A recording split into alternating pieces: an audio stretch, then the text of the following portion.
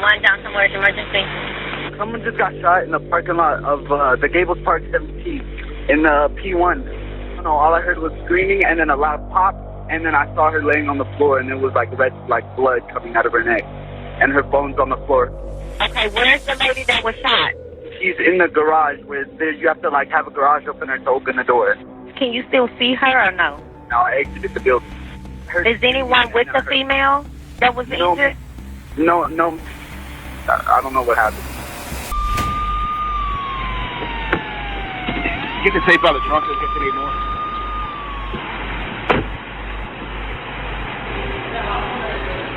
They got cameras that come in and out of this place? Yeah, they're checking on it right now. Okay. I got a hold of the homicide detective. He's waiting on the official call. He was on our dead body. He knows about it. Okay. Because he's on. You can call him back. Yeah, he knows. We already told him. Okay. I need you and your partner, if you will, for me. Run up here. So we want to cover that side to keep people from flowing through. Okay, she's back over here? Yeah. Do you want me to take her, or you need to stay with her? Let me go film. I've got this thing filming, so let me go film the scene right quick. Okay. I received a phone call that there was a female that had been shot and killed in a parking garage in part of Dallas called Uptown. It's a very affluent area.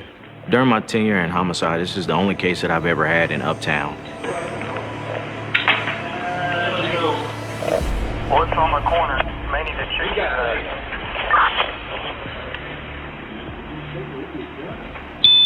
He was sitting right here with her. Watch where you step. Step back over there for me, okay? She was found with the door to her vehicle was open, and it was pretty clear that she had been shot in the head.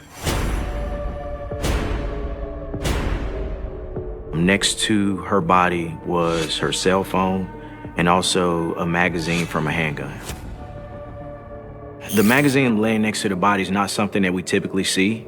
And so I believe that there was either a struggle or there was something that caused the shooter to leave a little faster than what he wanted to leave, which caused him to drop the magazine. The first thing that stood out to me was that there was no purse inside the vehicle. At the outset of looking into it, it did appear to be a robbery. But again, that was what made it so unusual, because those types of things just have not taken place in that part of town. We ran up the victim's license plate, and the vehicle came back registered to Kendra Hatcher, a pediatric dentist in the Dallas area.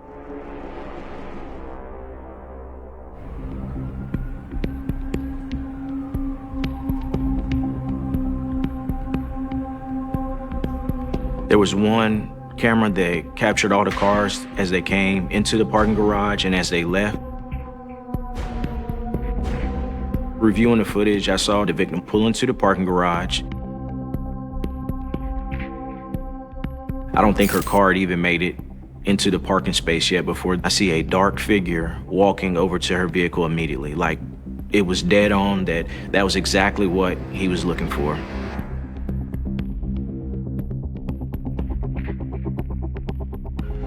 There was a short time frame between when the victim parked her car to the time that she was murdered.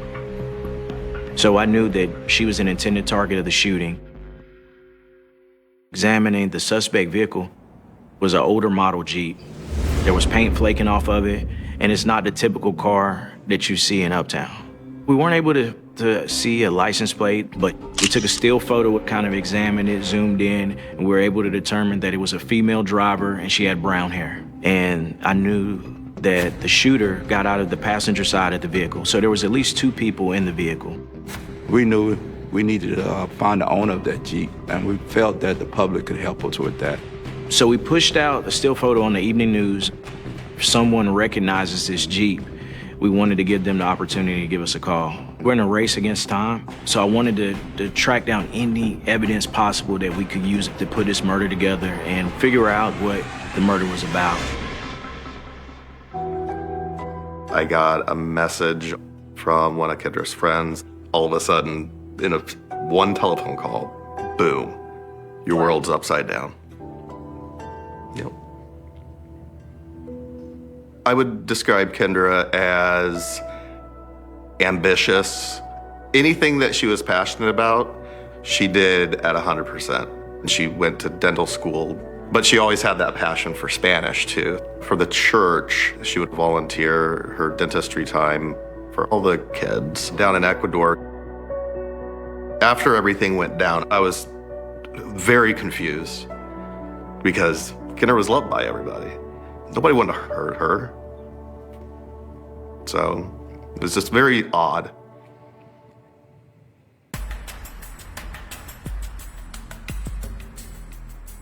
The staff at the apartment complex notified me that Kendra Hatcher, she'd been living at that apartment building for several months. She never had any issues at the building, and she pretty much lived a very quiet life up until this incident. We learned Kendra had a significant other, so I made my way inside the apartment complex office, and I spoke with an individual named Ricardo Paniagua. We found out Dr. Paniagua and Kendra had been dating and pretty much were head over heels for each other. They were making plans to get married and eventually move to San Francisco. He had no answers as to why someone would want to do this to Kendra. I couldn't see that there was anything that he was trying to mislead me on. He was just more distraught, trying to wrap his brain around the fact that the person he cared about was now dead. So at that point, what I focused on was just trying to figure out who it was that could have wanted the victim dead.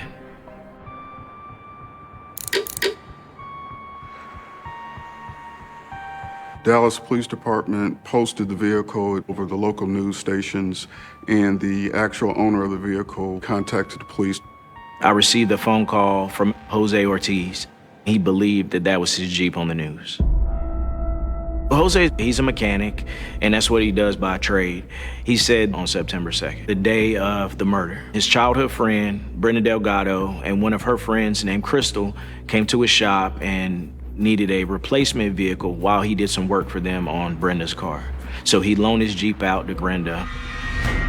Jose provided a cell phone number for Brenda, and I was able to call her on the spot and made arrangements with some of my coworkers to pick her up and bring her to the station.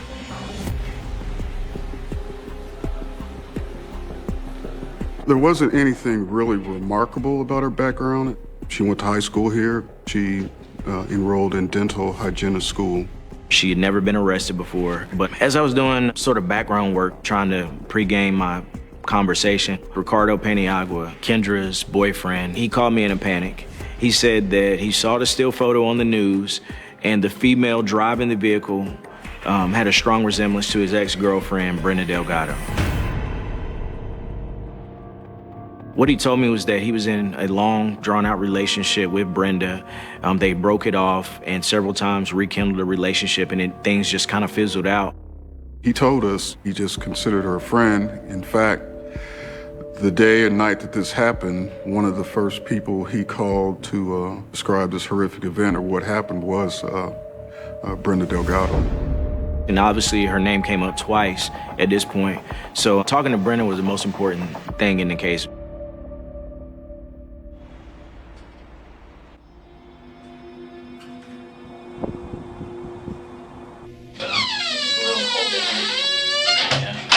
Do keep it going. You mind switching chairs? Oh, of course. Sorry.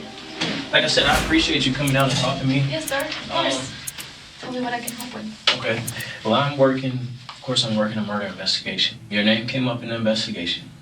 So I wanted to sit down and talk with you. Yeah. Kind of figure out, what's going on and get your version of the events. How did my name come up? I don't. Okay. Yeah. I'll explain all of that to you. Yes, I want to know. I decided to be very direct and upfront with Brenda because I wanted her to know that the situation was serious and I need to get straight to the facts on this case. Kendra Hatcher was killed on Wednesday, September 2nd. She was dating, I think, a guy that you used to date. Mm-hmm.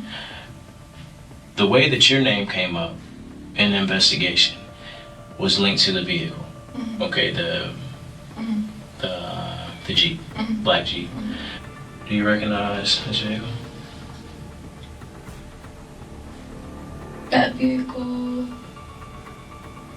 I think that's my friend Jose's vehicle. Okay. I talked to him earlier today. One of the things that he told me was that you dropped your car off at his shop and that you borrowed a vehicle of his. No, it wasn't me. Well, I definitely talked to Jose, and some things that he said are very different from what you're saying. And my problem is that I believe that that vehicle was used to commit this murder.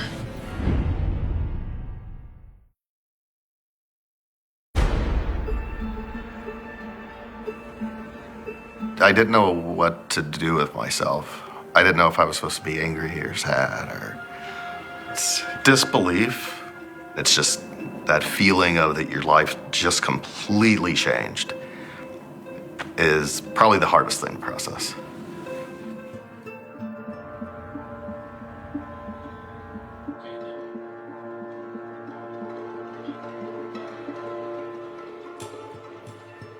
I wanted to talk to you a little bit specifically about Wednesday, what you were doing Wednesday. Wednesday, I was in Carrollton. I'm in school. I'm finishing school. Okay. I got a ride to Carrollton. Okay. And I studied from maybe 12 all the way to like about 6. Who gave you a ride? Who gave me a ride?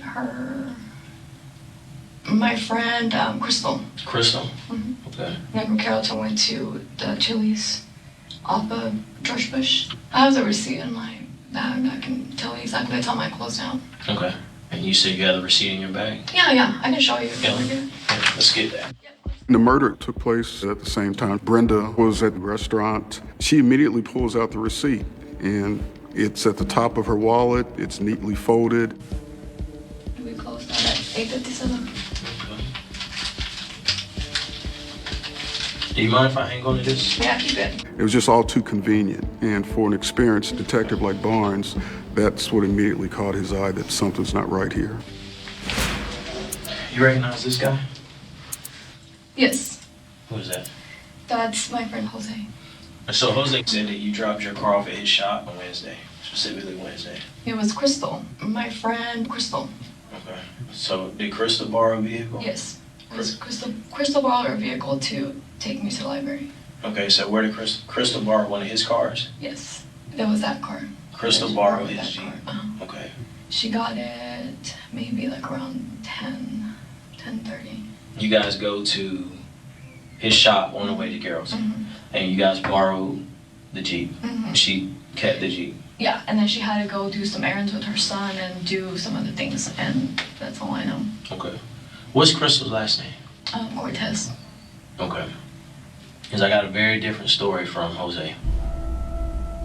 He told me that he was working on a vehicle for you. No. He didn't give me the car, he gave Crystal the car. I asked her, she said that she went to do errands and she went to find a parking space and that's it. That's all, and she had her kid with her, that's all. In a parking garage or? Yeah. Are you and Crystal related? No. Okay, because I haven't seen Crystal, but I can tell you that that picture of the young lady driving that Jeep looks a lot like you. No, she was driving. Crystal was driving that car. Well, there's more to this situation than that. There really is. Okay. What I'd like to do is give Crystal a call and see if she can come down here. Does she have a car? No, it's still not working. Okay. We'll give her a call real quick and I'll see if we can get her down here. Brenda said that her friend Crystal was inside the Jeep in the parking garage. So I felt that getting Crystal in at the same time I had Brenda there would give me an advantage of kind of using them both against each other to get the tough answers that people don't normally like giving. We reached out to Crystal, and then I had coworkers pick her up and give her a ride to the office. And I knew that I needed to keep the conversation with Brenda going while I was waiting for Crystal. I didn't want her to ask to leave or for her to shut the interview down. You keep thinking all this is you, okay? And I'm gonna tell you why. The Jeep, the way Crystal gets the Jeep is through you, Yeah. okay? The young lady that ends up dead, her boyfriend, the relation is you. You to him to her. Crystal ends up in this parking garage. Your friend's Jeep, your ex-boyfriend's girlfriend. All three of those things point back to you. That is you. You're the common theme in all of these things. So what I'm asking you is, how does this happen? There's more to this situation than somebody looking for a parking spot. Somebody looking for a parking spot never got anybody killed. Yeah, I understand.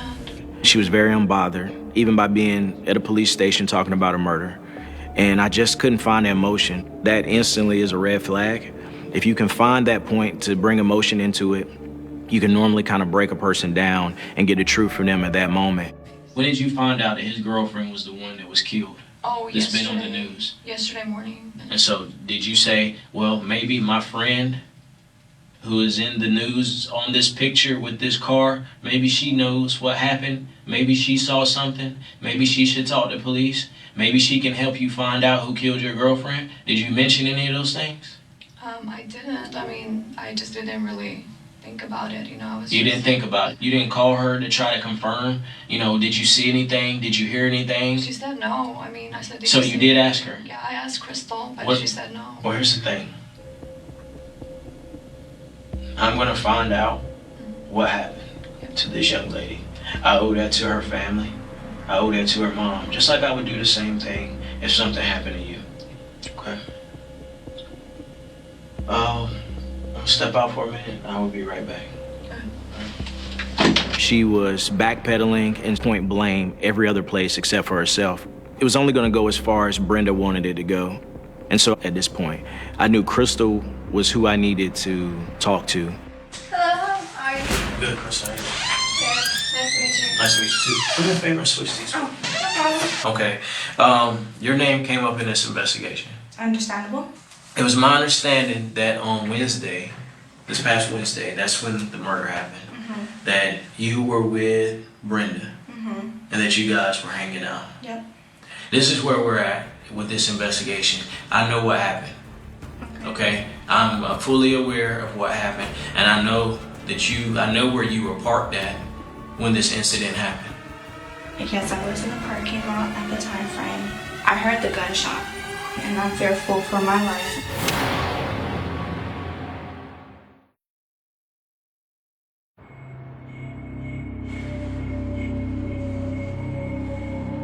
Yes, I was in downtown at that time frame. I wasn't parked though. Okay, that is on video. It is on video. Okay, I wasn't parked though. No, that's not gonna work. This vehicle was parked on the first floor going down near the ramp going from P1 to P2. Because I went to P2, but I just came in and out, and honestly, I have my son in there. I did. I don't have anything to hide, honestly. No, that's not gonna work either. I know that what you're telling me is not true. What I'm telling you is that it is captured on video. Right. Okay? Here, I feel like I don't like all this stuff in this room. I moved the table out of the way because I wanted to get more of a personal connection with her. I could see, your leg twitching, or I can see when I ask certain questions, this is what her physical response is. And I didn't want her to feel like she could kind of hide behind the table any longer. Okay, well, tell me what happened. Okay, I'm pulling in the parking lot. Before I pull in, there's a guy with a mask right in front of me. The guy gets in my seat, and he puts the gun right here. My son's in the back. My son is asleep the whole time. The whole time? He's like, don't look at me, don't say anything to me, nothing will happen to you or your kid. So he tells me to go in, go park. So then he gets off, and he mugs the girl. I don't know her name, I don't know anything about her. And he comes out, and he gets in the back seat, and he sits down, and he's like, drive, just drive. He says, I know exactly what your tattoos look like. I know if you say anything, I'm gonna come and get you. I booked it, and I dropped him off, and that was it. I called it a day. I don't want nothing to do with this. What did he look like? He has like medium dreads. It's kind of tall build, skinny, slim. Honestly, I'm willing to take a polygraph. I'm willing to take a polygraph. There's no need for that because you're not telling me the truth. You're not telling me the truth. You want me to believe that some guy hops in your truck and you don't know what's going on. Do you know who that young lady is that got killed? No, I don't. That's Brenda's ex-boyfriend's girlfriend. Okay, and I've been talking to her today before you got down here. You need to tell the truth. I'm telling you. No, you're not. You were inside a vehicle that was used in a murder. Why didn't you call 911 once you found out this happened? Because I didn't know it was on the news until yesterday that I found out. I mean, you knew somebody got shot. I'm scared for my life. I'm telling you right now, I don't believe this bullshit. You're telling me that you pulled in this garage into a cage and to sit here with a guy pointing a gun at you and your baby, and you think I'm gonna believe that? Nobody will believe that. Me or anybody else that hears this. Nobody is gonna believe that. I understand. Young lady, you don't understand. Whoever you're protecting is not more important than your son. That is not a decision I can make for you. Then you need to tell me the truth. Brenda just wanted me to take her purse. That's it. She wanted you to take her purse. She wanted me to do it. $500 just to take her purse. Since I don't have a job, I'm not employed right now. I don't have money. And how does this conversation start? Has she told you about this girl before? Or about her boyfriend? No. It was like, X, that's how she refers to him. X has a girlfriend. And I was like, okay. And she's like, I just want to know more about girlfriend. That's it. She's like, okay, $500 to take her purse, and that's it. I said, okay. And then I was like, well, I don't want to do that because I have a kid. She's like, well, we'll pay a guy to come in and take her purse, and then we'll go from there.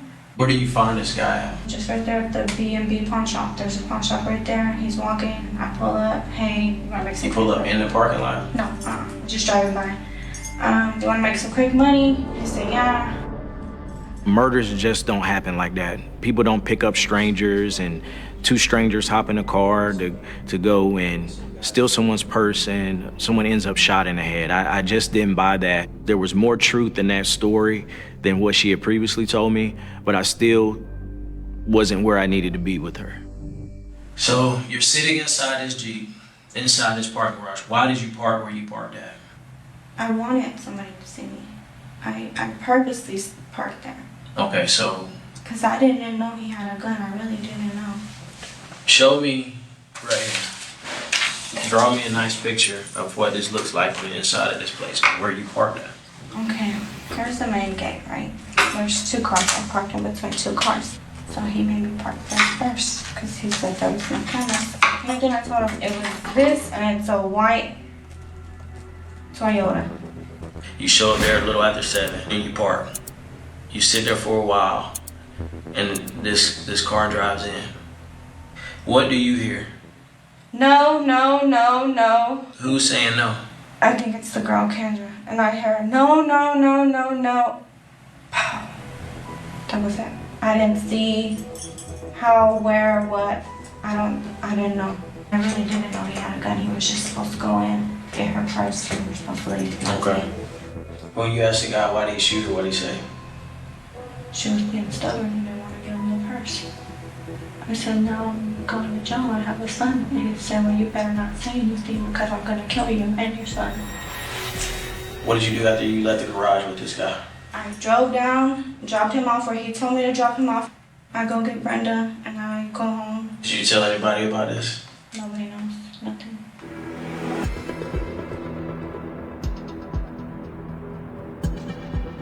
At that point, she just owned up to everything that had happened and her part in it.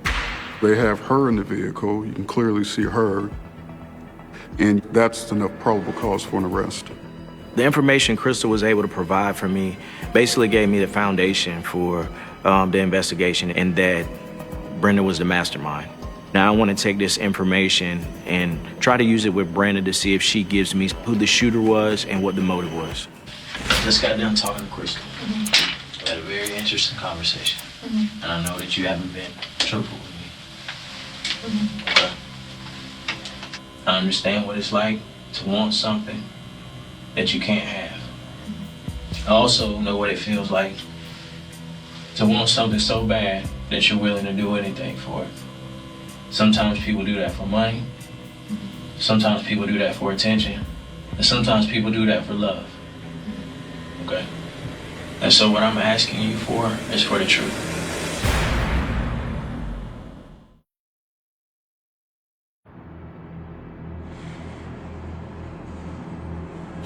I mean, that's the truth. I was not driving. Do you really expect for me or for anybody else to believe that this girl is dating this guy that you're still in love with, that's probably gonna marry this guy that you're still in love with?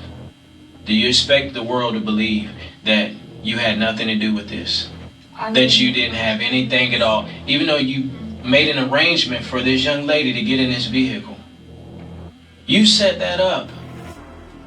For Crystal, she's got a very good description of how she ended up in that car and how she ended up in that garage that belongs to this young lady that's dating your ex-boyfriend, that you still talk to all the time, that you still converse with and share moments with. Yes. And it's not gonna take people a whole lot. This isn't rocket science. People will put this together very fast.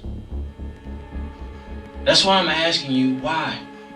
I'm telling you, there is no plan, there's nothing, there's no motive, I have no reason. Oh, there's plenty of motive. There's plenty of motive. You cannot have him as long as she's alive. Everybody has feelings and everybody has a point where they break. Everybody has a wall. And that's what I think happened. No, I mean, like I'm saying, it was just very casual. Casual doesn't end up with somebody dead. No, absolutely not. So why do you want his girlfriend dead? I don't. I didn't even know who he was seeing. I don't even know who he was dating. Okay. You don't know. You don't know. Give me a second. Can I just get my attorney at this time? Because I don't think I just need my attorney because you're not understanding me. You can have your attorney. You can have your attorney, that's fine. So you're terminating this interview? Yeah, I need my attorney because I'm done. I'm tired and I just need my attorney too. Okay. All right.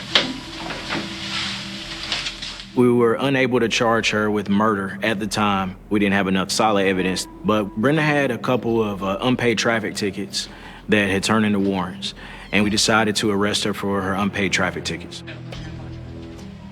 We decided that she needed to go to jail, and that was all we could do at the time.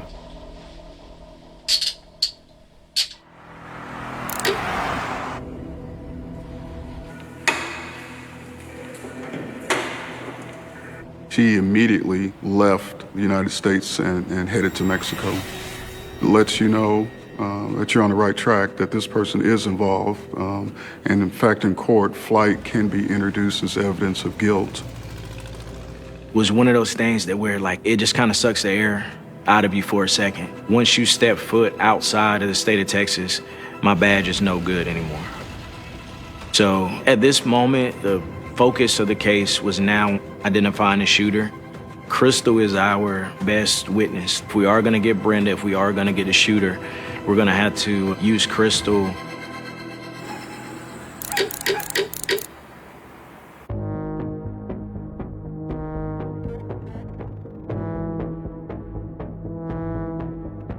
Crystal did a sketch. What did he look like? He has like medium dreads. It's kind of tall built, skinny, slim. Crystal had also described the shooter having a scar on his hand. You want all the individuals that are involved in the offense, but almost certainly the person that had no qualms about getting out of a car and just shooting someone in the head, you're gonna want to get that person and get that person off the street.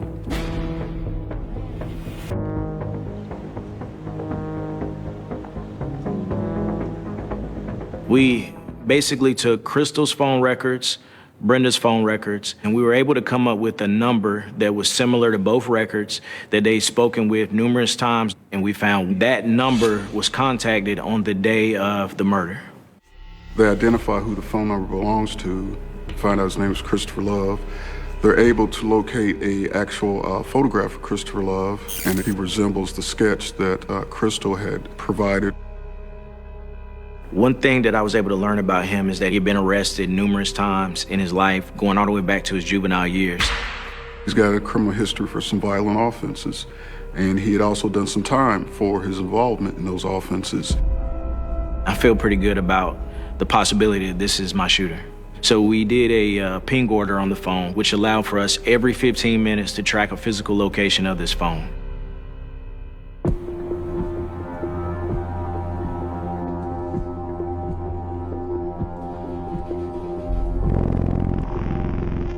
The FBI noticed that the coordinates of the phone started moving at the same time a blue Chrysler Sebring was driving out of the parking lot.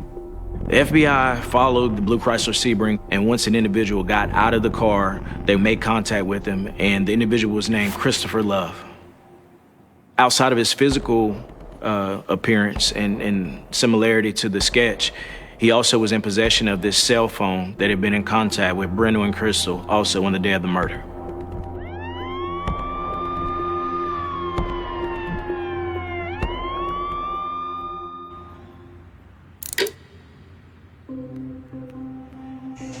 The interview with Christopher was very challenging. He was pretty much unknown to the case until a few minutes before I'm sitting down with him in a room. The surveillance video of the murder, I couldn't 100% say that it's him because it's a grainy video.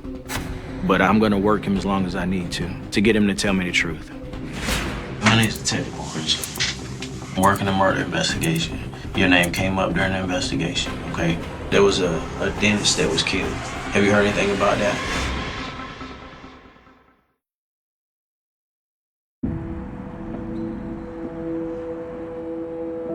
And so I need to speak with you in regards to this murder. This is my partner, Chaney. What's up, man? Let me see your hands real quick, man. I was looking at your hands earlier. You got a scar right here on this hand. What happened to your hand right here? Somebody shot me. You got shot? Mm-hmm. They tried to rob me in Memphis. They tried to carjack me anyway. The bullet hit my hand right there. They noticed the scar on his hand that Crystal had described the shooter having. It's a match. That by itself is enough for what we call probable cause, but it wouldn't have been enough for a conviction. Okay. Well, here's the thing, man. Me and my partner got called in on September 2nd to work a murder over in Uptown. You know where Uptown is in Dallas? No. Have you heard anything about that? There was a dentist that was killed. A dentist? A dentist. Kendra Hatcher was killed in a parking garage. The game thing to me. Okay. You know a female by the name of Crystal? You don't know Crystal Cortez? What about a Brenda Delgado? No. Have you ever seen this girl? I don't think so. Okay. What is it? I don't know these people. Let me ask you this. Have you ever rode in a black Jeep Cherokee? I ain't riding no Jeep Cherokee. Okay.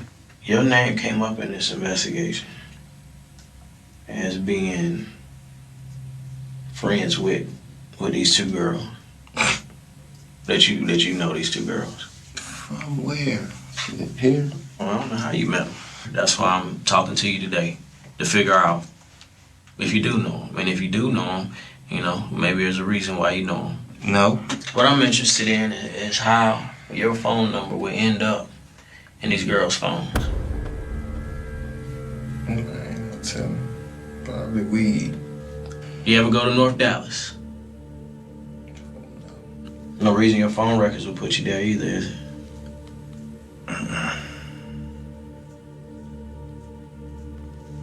Dallas people is crazy, man. Why you say that? Because of this. This is crazy right here. What's crazy? What's crazy about it? And I'm sitting in a homicide office named this. Well, we got to clean this up, man. This young lady right here was able to very distinctly provide me details about how you look and where she has been with you. Now, for her not to know you, she pulling a lot of damn details out of nowhere. I understand that.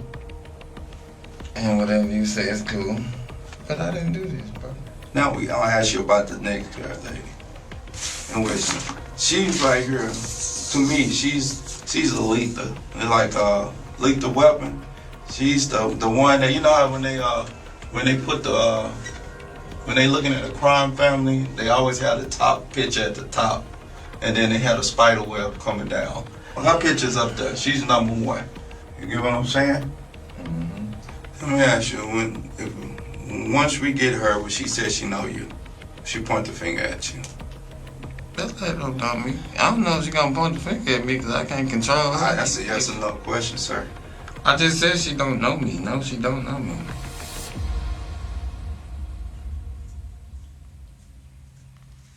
Can I get something to drink? Yeah, what you want to drink, man? I want some coffee, but I don't take anything. Man, why does people talking like you are involved in this situation, man? That's what I'm thinking about right now. Huh? I said that's what I'm thinking about right now. And they providing facts of how to prove that you involved in it.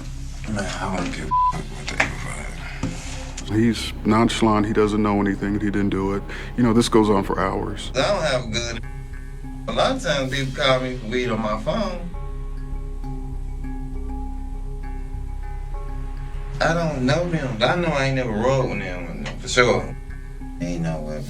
I got a f***ing charge right now for a weapon. These places ain't got no cameras. They where these ladies got killed. Come on, you know I got cameras. So they know what the shooter look like. It's a lot of stuff that is being done to this case. So we're rolling into the next morning. At that point, we had been up all night, and we're taking a break from the interrogation to kind of refocus and reshift. One of my coworkers went out to the auto pound where Christopher Love's car was at, and the K9 began doing a sniff search on the blue Chrysler. The K9 alerted to gunpowder immediately, and they found a Smith & Wesson .40 caliber handgun tucked behind the center console and on the passenger side of the vehicle. The magazine laying next to the body belonged to a .40 caliber Smith & Wesson handgun. We did ballistic testing, and we knew it was the firearm for the murder. It kind of gave me a second wind. Everything kind of opened up for me again, so I wanted to confront him with a picture of this firearm and give him an opportunity to explain it. We need to have a conversation, all right? We need to search one of your car. And we found a gun in your car. I found a gun in your car. All right. You ever seen that gun before?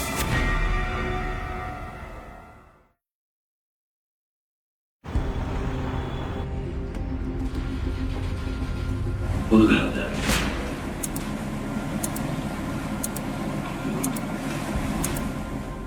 Detective Barnes confronted him with a murder weapon, and then that's when you start seeing him being more willing to share information. How did you get linked up with Brenda? Crystal. So give me a rundown of this day, man. I got up, went over there, served a little weed. Crystal. She came over there about 5, and we rolled over there. Where'd y'all go? Downtown. How did you know what time to be there? I didn't. They knew all the information. All my information was to snatch an ID. I need the ID. That's all it was, the ID. Who else was in the car with y'all? There wasn't nobody but us. Her son went in there? No. Yeah, no. And it was just you and Crystal in there? Yeah. What kind of conversation did you have with Brenda about this? Or what did she tell you? She claimed they was the cartel. It was just like, go take this for the cartel and I'm gonna pay you. And she told you she was from the cartel? Yeah. And Christopher is told that Brenda Delgado is with the cartel, and if he agrees to do this, she'll make sure that he has enough cocaine to sell for as long as he wants to sell cocaine. So in his mind, this is his way to go from being a small-time drug dealer to a big-time drug dealer. So he agrees to do it. When y'all going to get Brenda? We're gonna work on getting Brenda, man. Cause she the f***ing puzzle y'all, the top of the puzzle y'all need. Well, I mean, we gonna go get her. You can promise that. You can be promised. They been doing it, planning it or whatever they was doing. Whatever happened a couple months ago, 3-4 months ago. They've been watching this lady for 3-4 months. Yeah, they ran some game on you. The girl that got killed was Brenda's ex-boyfriend's new girlfriend. Brenda's? Yeah. She didn't have nothing to do with any cartel. She was just a dentist that go to work every day, just a regular person. Fake ass mother cartel leader, some fake ass. Fuck that need to go to jail with me. No, I'm going to jail. They might as well go to. Okay, well, I'm gonna go knock this paperwork out.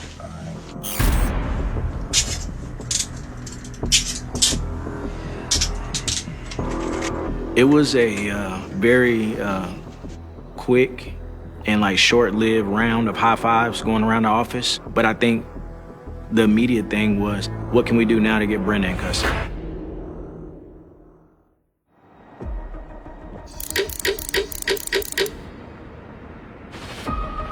Brenda Delgado did not pull the trigger, but police say she planned and paid for others to carry out the heinous crime. Now she's become the 9th woman in history to make the FBI's 10 most wanted list since it began in 1950. After placing her on this list, we started receiving phone calls relaying intelligence of where her whereabouts were at.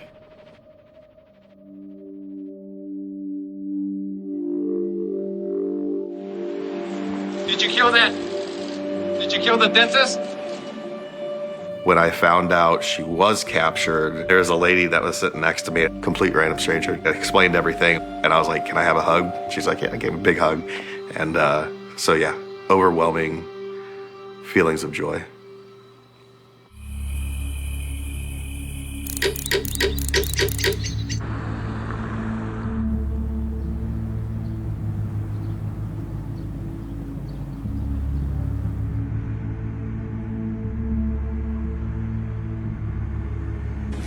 You introduced me to new feelings of absolute hatred and disgust, things I never thought I could feel before. Your ability to destroy lives both emotionally and physically is despicable and incomprehensible. You are a shame to humanity and you are a destroyer of lives. May God have mercy on you.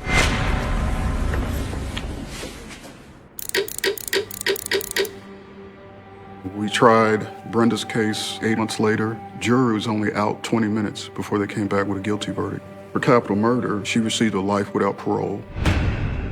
Brenda Delgado, justice has been served for the people whose lives were touched in one way or another by this incredible, amazing woman who I was honored to be Kendra Hatcher's mother.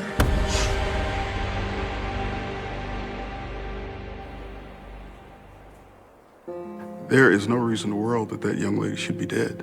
None. She's a completely innocent victim. That makes it even more ridiculous for this to have taken place. After Brenda was found guilty, me and my family were at the hotel, and there's this big rainbow that's like filling up the Dallas sky. I can feel that she's kind of my guardian angel. I want people to know that when they do come across somebody like Kendra, to really cherish it. If it is true that the good die young, then make every moment count.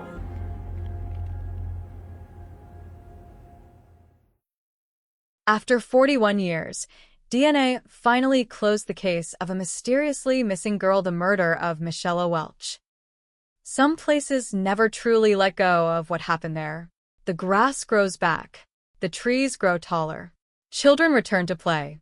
Families gather beneath the summer sun.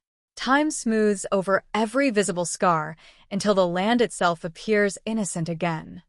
But beneath that calm surface, some secrets refuse to disappear. They wait, silent, patient, untouched for decades. And sometimes, when everyone has stopped expecting answers, science reaches into the darkness and pulls a name back into the light.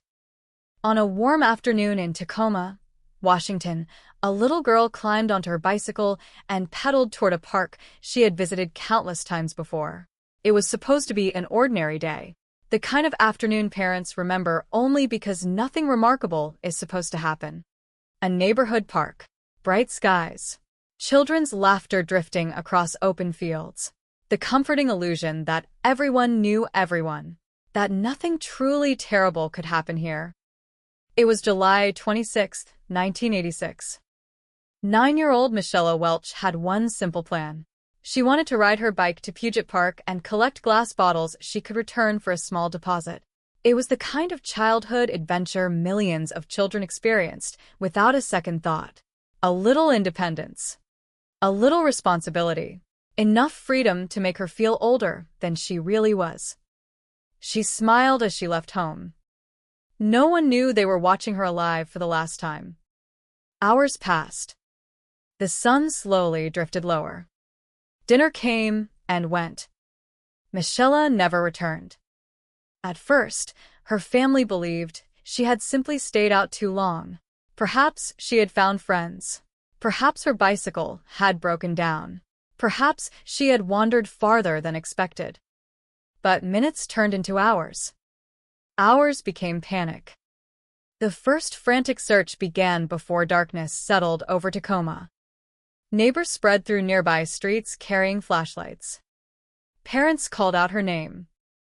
Police officers searched playgrounds, wooded trails, drainage ditches, abandoned lots. Nothing. No frightened child. No bicycle. No sign that she had ever reached home. For every parent involved in that search, one terrible possibility grew louder with every passing minute. Someone had taken her. By sunrise, Tacoma was no longer looking for a missing girl. It was searching for a victim. Television stations interrupted regular programming. Radio broadcasts repeated her description over and over.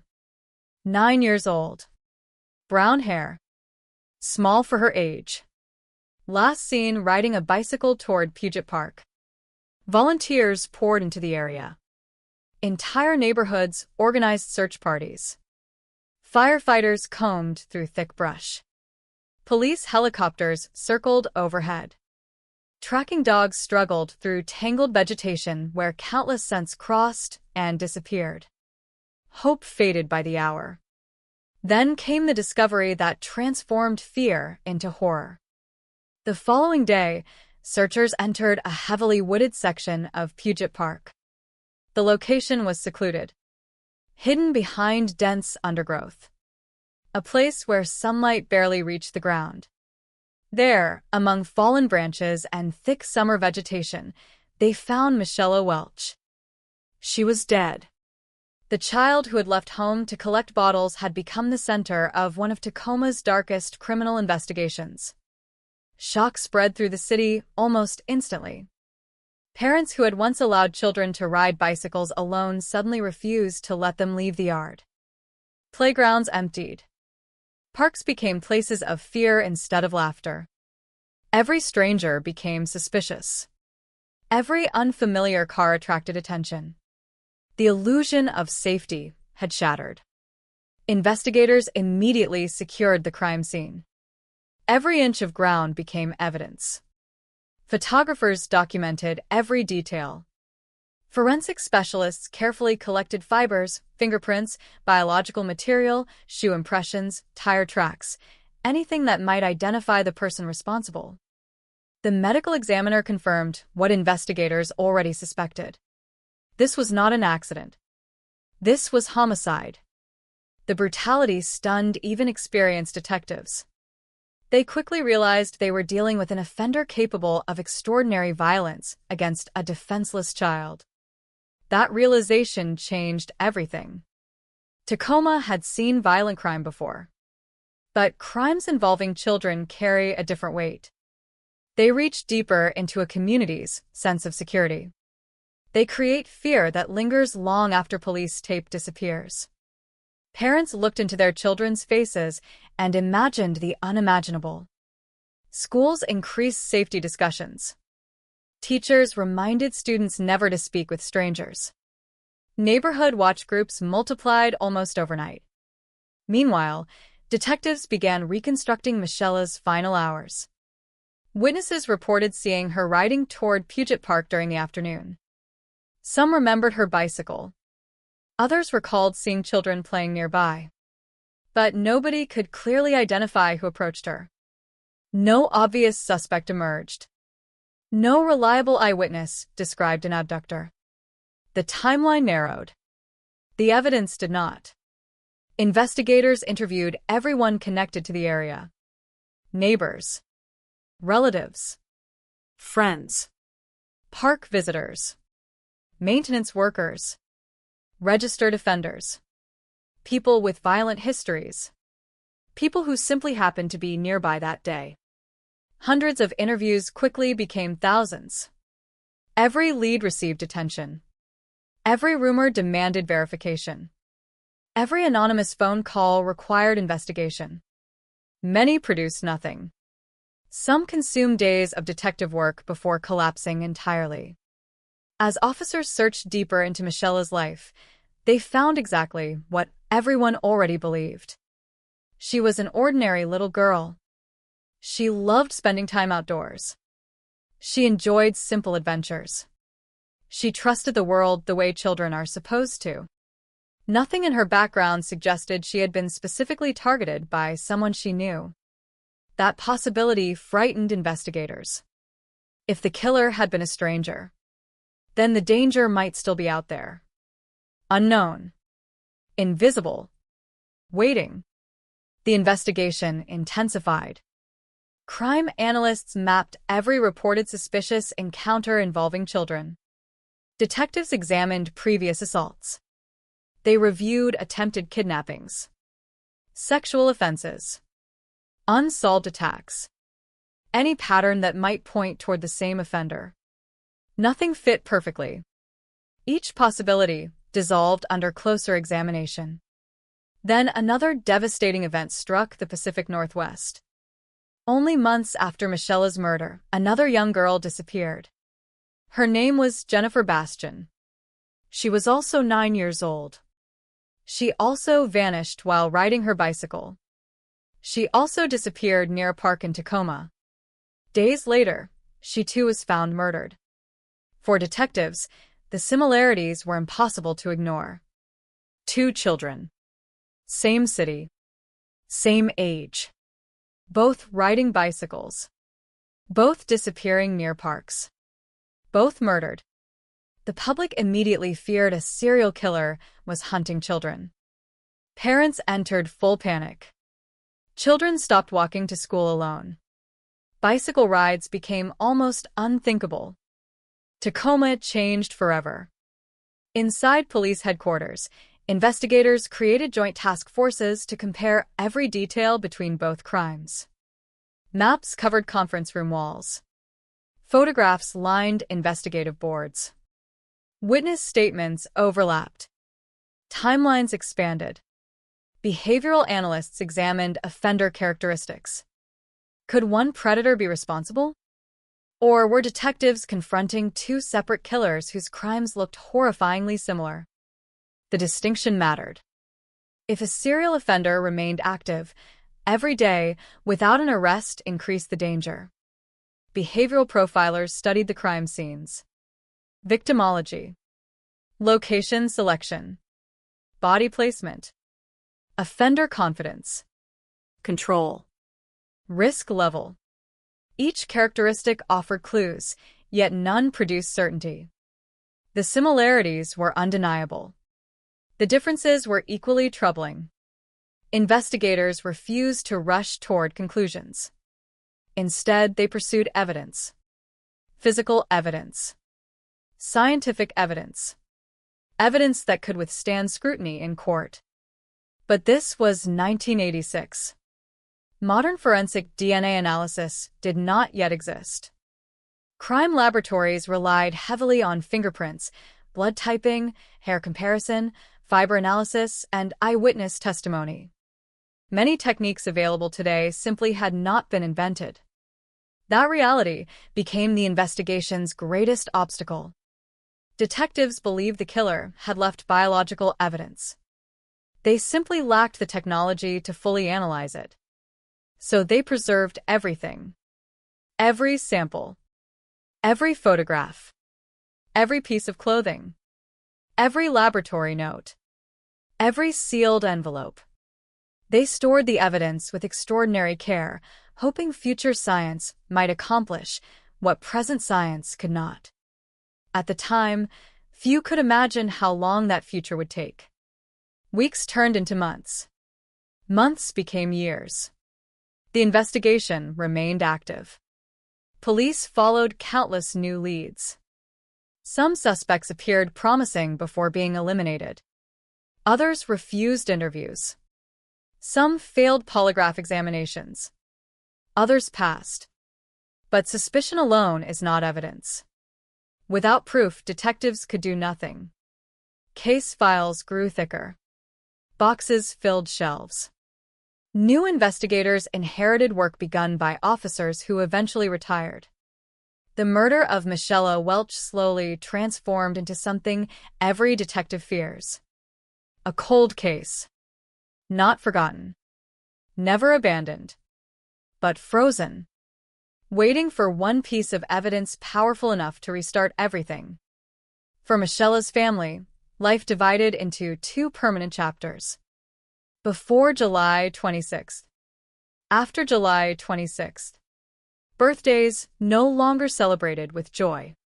Holidays carried an empty chair that never disappeared. Family photographs became painful reminders of the future stolen from a 9-year-old child. Every anniversary reopened wounds that had never fully healed. Every newspaper article revived hope. Every disappointing lead destroyed it again. The community experienced its own form of grief. Residents who had joined those first desperate searches still remembered walking through Puget Park with flashlights. Some remembered hearing helicopters overhead. Others remembered watching police officers emerge from the woods with expressions that required no explanation. Entire generations grew up hearing Michelle's name. Parents who had once searched for her eventually warned their own children about the dangers that her murder represented. The case became part of Tacoma's identity. Not because people wanted to remember it, because they could not forget it. As the years passed, forensic science quietly evolved. DNA profiling emerged. Then improved. Then improved again. Cases once considered impossible suddenly became solvable. Across America, killers who had escaped justice for decades began hearing unexpected knocks at their front doors. Evidence preserved in forgotten storage rooms suddenly spoke with astonishing clarity. Investigators everywhere reopened cold cases once believed hopeless. Tacoma watched these developments closely. Could Michelle's killer someday be identified? Or had too much time already passed? Evidence deteriorates. Witnesses die. Memories fade. Suspects disappear. Justice grows more difficult with every passing year. Still, detectives refused to destroy the evidence. Every box remained protected. Every biological sample remained preserved under carefully controlled conditions. Hope no longer depended on witnesses remembering a face. Hope depended on science becoming smarter than the man who believed he had gotten away with murder. For decades, that man lived somewhere. Perhaps he watched news reports whenever the anniversary returned. Perhaps he convinced himself the investigation had ended. Perhaps he believed time itself had erased his crime. He was wrong. Because, unlike memory, evidence does not forget. It waits. Patiently. Silently. Sometimes for years. Sometimes for generations. And somewhere inside those carefully preserved pieces of evidence, invisible to every detective who first handled them in 1986, lay microscopic traces of the person responsible, traces too small for the technology of a time, yet destined to survive long enough for a future no one could have imagined, a future in which a single strand of DNA would begin unraveling a mystery that had haunted an entire city for more than 4 decades. For years, the evidence sat in silence.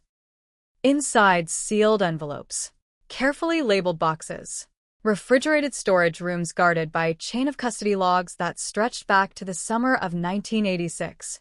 Detectives came and went. Supervisors retired. Entire generations of investigators entered the Tacoma Police Department having never worked a single day while Michelle Welch was alive. Yet every new detective assigned to the cold case inherited the same responsibility: preserve everything, question everything, and never assume the truth had disappeared simply because time had passed. The investigation never officially ended. It simply evolved. Whenever new forensic techniques emerged, the evidence was examined again. Every breakthrough in criminal science reignited cautious optimism. Every announcement of a solved decades-old homicide somewhere else in America reminded detectives that impossible cases sometimes waited for exactly the right technology. DNA profiling changed criminal investigations forever. In the late 1980s and early 1990s, the science was still developing. Laboratories required larger biological samples than many older cases could provide. Results often took months. Standards continued changing. Techniques improved year after year. Evidence that had once been considered too small or too degraded gradually became testable. For cold case investigators across the country, that evolution felt revolutionary. Cases abandoned for decades suddenly had another chance. Tacoma Hope Michela's case would be one of them. Investigators carefully resubmitted biological evidence collected from the crime scene.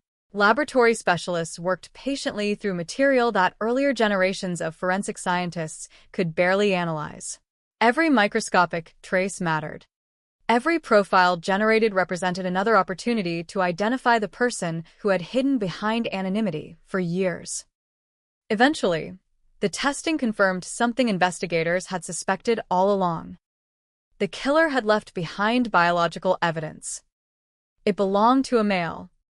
For the first time, detectives possessed something far more powerful than witness memories or circumstantial suspicion.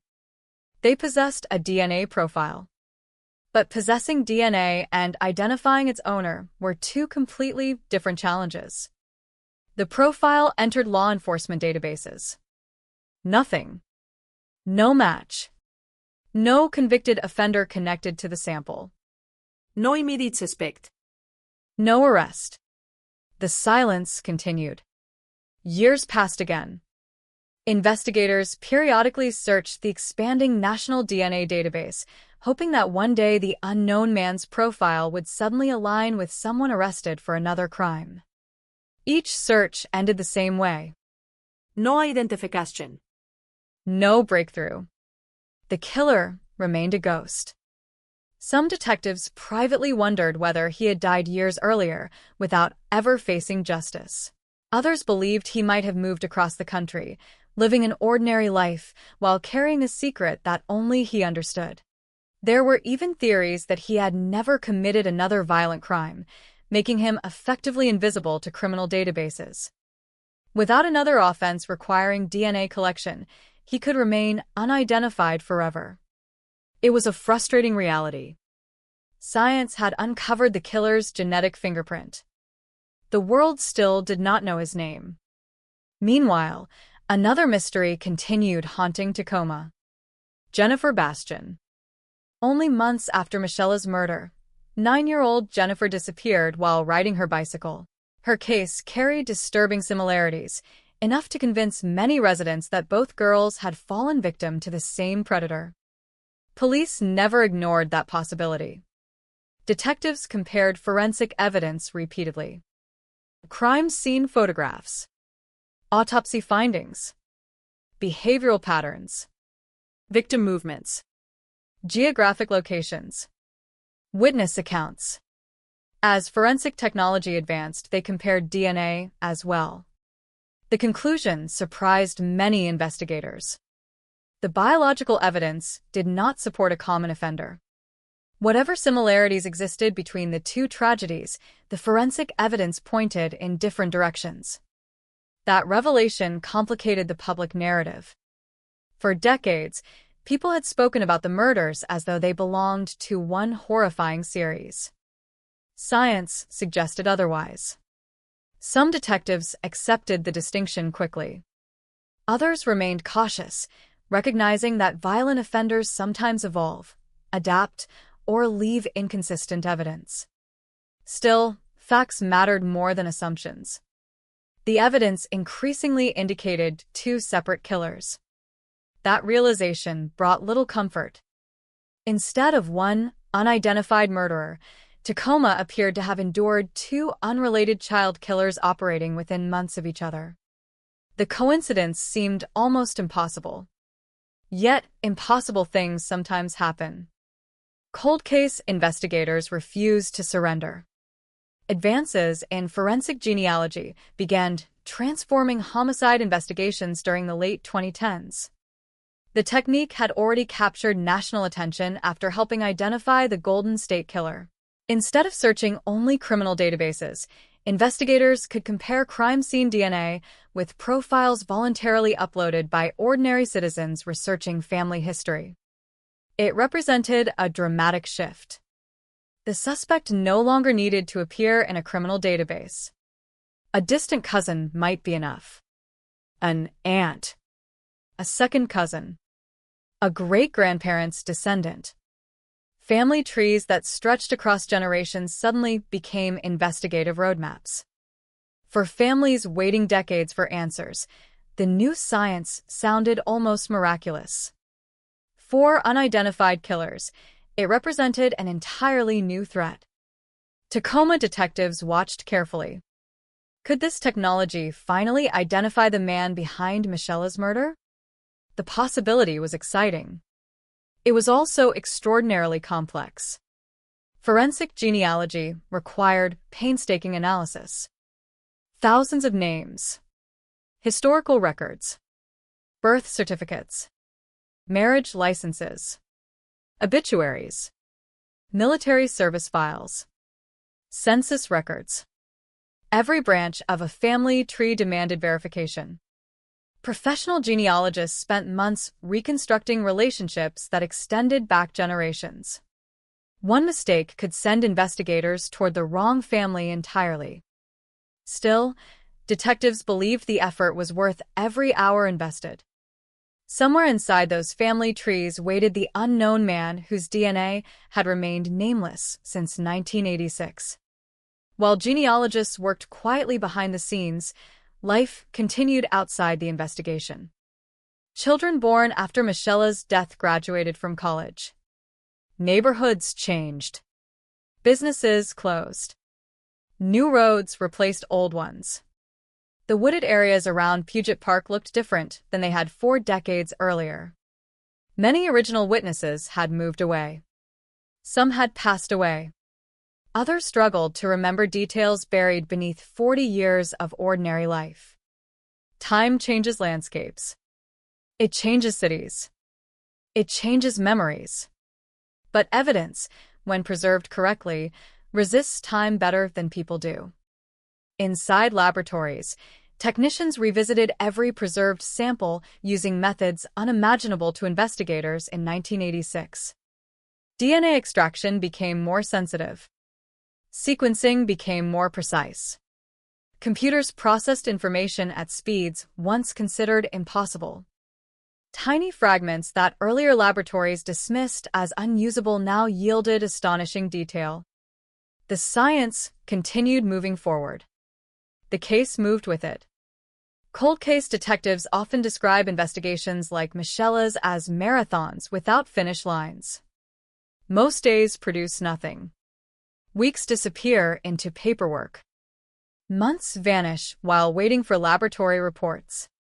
Entire years pass without meaningful progress. Then, unexpectedly, one phone call changes everything. One laboratory result. One overlooked witness. One forgotten document. One microscopic detail. That possibility keeps investigators working. Hope survives because experience teaches them that breakthroughs rarely announce themselves.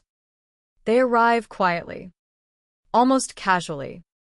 Then they reshape decades of unanswered questions. Throughout the investigation, Michela's family never stopped waiting. Public attention faded. Media coverage became occasional anniversary stories instead of breaking news. But families do not experience anniversaries the way the public does. For them, every day contains the absence. Every birthday measures the year stolen. Every holiday reminds them who should have been sitting at the table. Justice delayed never pauses grief. It merely extends it. The detectives assigned to the case understood that responsibility. Many had children roughly Michela's age. Some admitted privately that they could not look at her school photographs without imagining their own families. Professional distance helped them investigate. It never erased their humanity. As forensic genealogy expanded across the United States, solved cold cases began appearing with remarkable frequency. Victims whose names had nearly vanished from public memory suddenly received justice. Communities long haunted by unanswered murders watched arrests occur 30, 40, even 50 years after the crimes. Each announcement strengthened Tacoma's belief that Michela's case might finally be approaching its own turning point. Still, investigators remained cautious. Genealogical leads are investigative tools, not courtroom evidence. Every possibility required independent confirmation. Surveillance, background investigations, collection of discarded DNA, comparison testing, legal review. Only then could detectives confidently identify a suspect. The process demanded patience. There could be no shortcuts. A mistake in a case this old would risk destroying decades of work.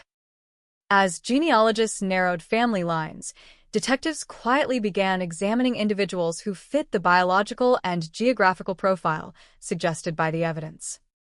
Who lived near Tacoma in 1986? Who matched the estimated age? Who had connections to the park?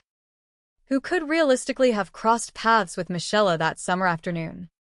Every answer eliminated some names and elevated others. Investigators reconstructed forgotten lives. Employment records, residential histories, vehicle registrations, school attendance, military service, old newspaper clippings. The past slowly reassembled itself. The unknown man was no longer just a DNA profile. He was becoming a real person. Not yet identified. Not yet confirmed. But closer than ever before. Meanwhile, the broader public remained largely unaware of how dramatically the investigation had advanced. Detectives intentionally protected the secrecy of their work. Premature publicity could compromise interviews, alert potential suspects, influence witness recollections. Cold cases often succeed because suspects believe investigators have stopped looking. Silence can become an investigative strategy. Somewhere, the man responsible for Michela's death continued living under that illusion. Perhaps he believed everyone connected to the investigation had retired. Perhaps he assumed biological evidence had degraded beyond usefulness. Perhaps he occasionally thought about that July afternoon before convincing himself history had buried it forever. He had no way of knowing that each year scientific progress tightened the circle around him. He had no way of knowing that strangers uploading family history kits were unknowingly helping detectives reconstruct his ancestry. He had no way of knowing that 40-year-old evidence had become more powerful than ever before. Because the investigation was no longer searching for a face remembered by frightened witnesses. It was searching for a genetic signature carried across generations.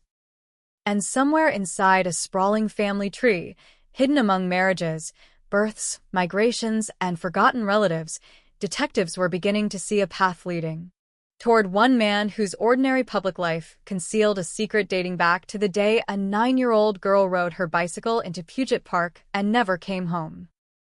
The closer investigators moved toward the truth, the quieter the investigation became. There were no dramatic press conferences. No televised appeals. No public declarations that the case was on the verge of being solved. Instead, the work unfolded behind closed doors, inside conference rooms lined with decades-old case files, laboratory reports, faded photographs, and maps that had become almost historical artifacts themselves. Detectives understood something the public rarely sees. The final stage of a cold case investigation is often the most fragile. One careless disclosure can destroy years of progress. Every decision had to be deliberate. Every lead had to survive scrutiny. Every conclusion required evidence that could withstand the highest legal standard. The DNA profile recovered from the crime scene had already done something remarkable. It had eliminated countless suspects who had once occupied investigators' attention. Men questioned in the late 1980s. Individuals reported by anonymous callers. Persons of interest whose names had appeared repeatedly inside thick investigative binders. One by one, science quietly removed them from suspicion. That process mattered. Cold cases are not solved only by identifying the guilty. They are also solved by protecting the innocent. Rumors had followed some individuals for decades. Entire lives had been overshadowed by whispers, speculation, or proximity to the crime. As DNA technology advanced, many of those suspicions simply evaporated. Detectives could finally close doors that had remained open for years. But one door refused to close. It led toward a family tree. The genealogical analysis had narrowed the possibilities dramatically.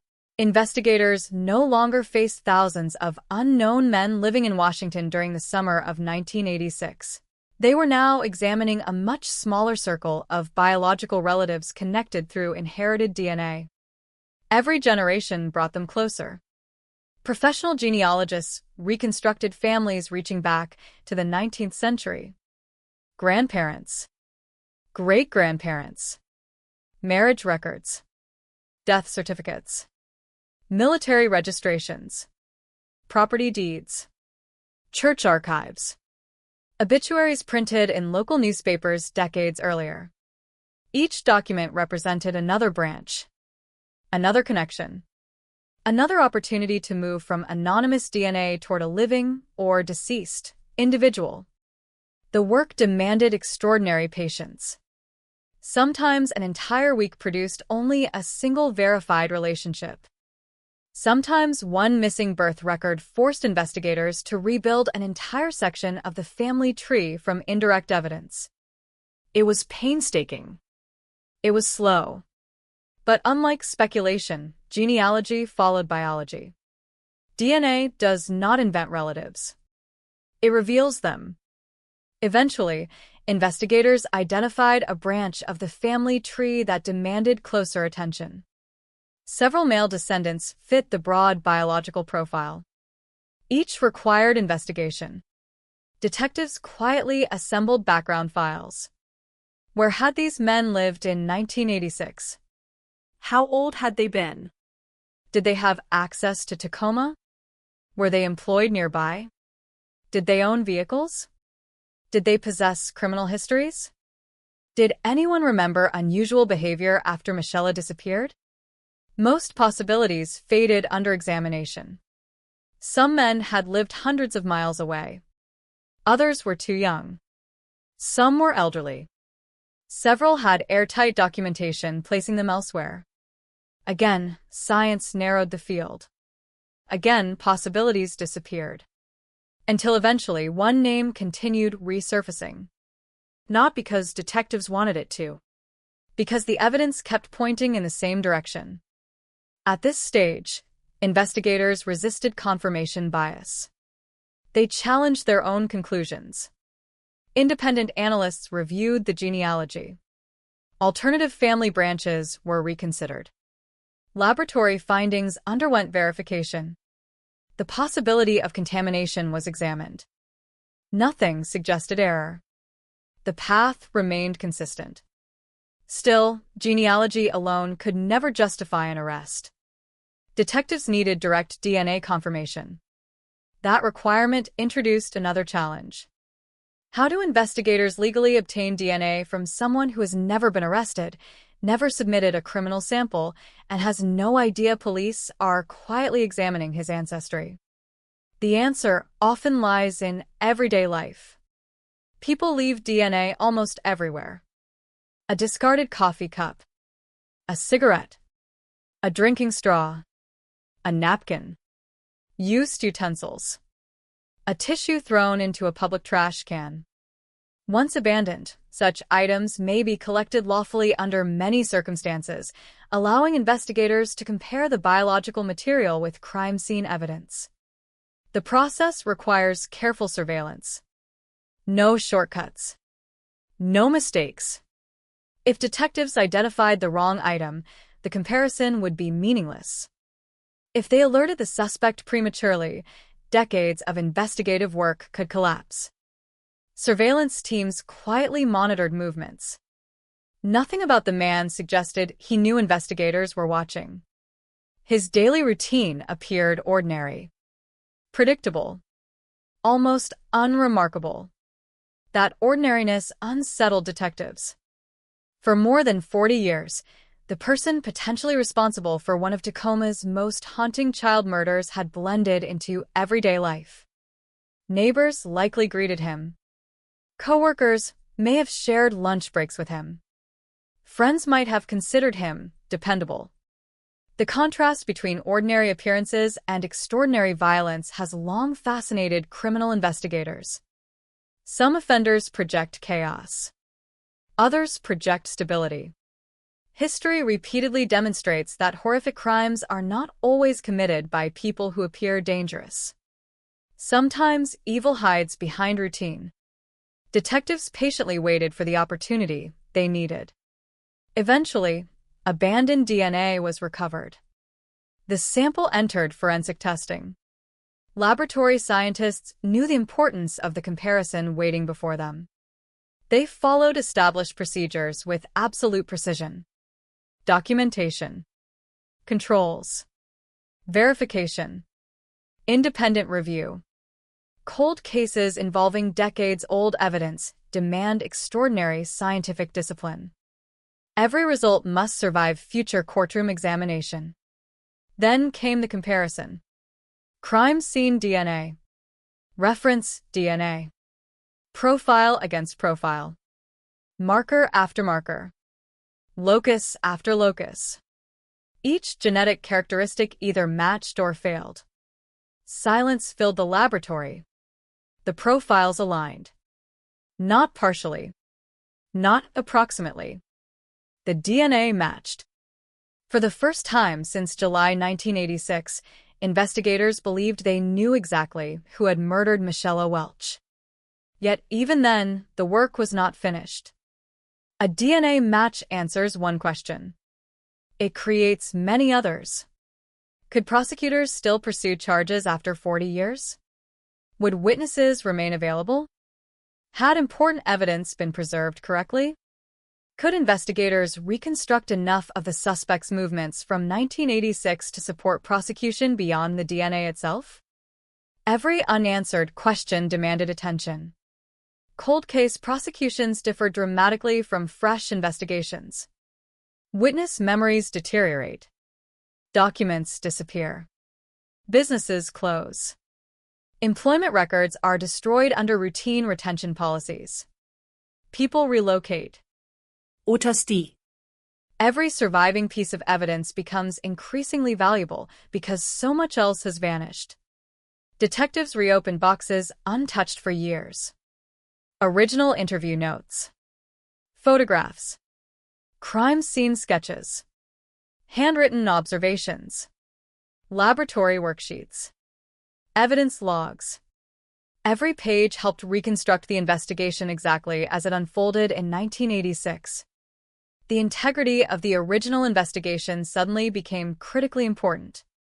Fortunately, detectives decades earlier had preserved their work with remarkable care.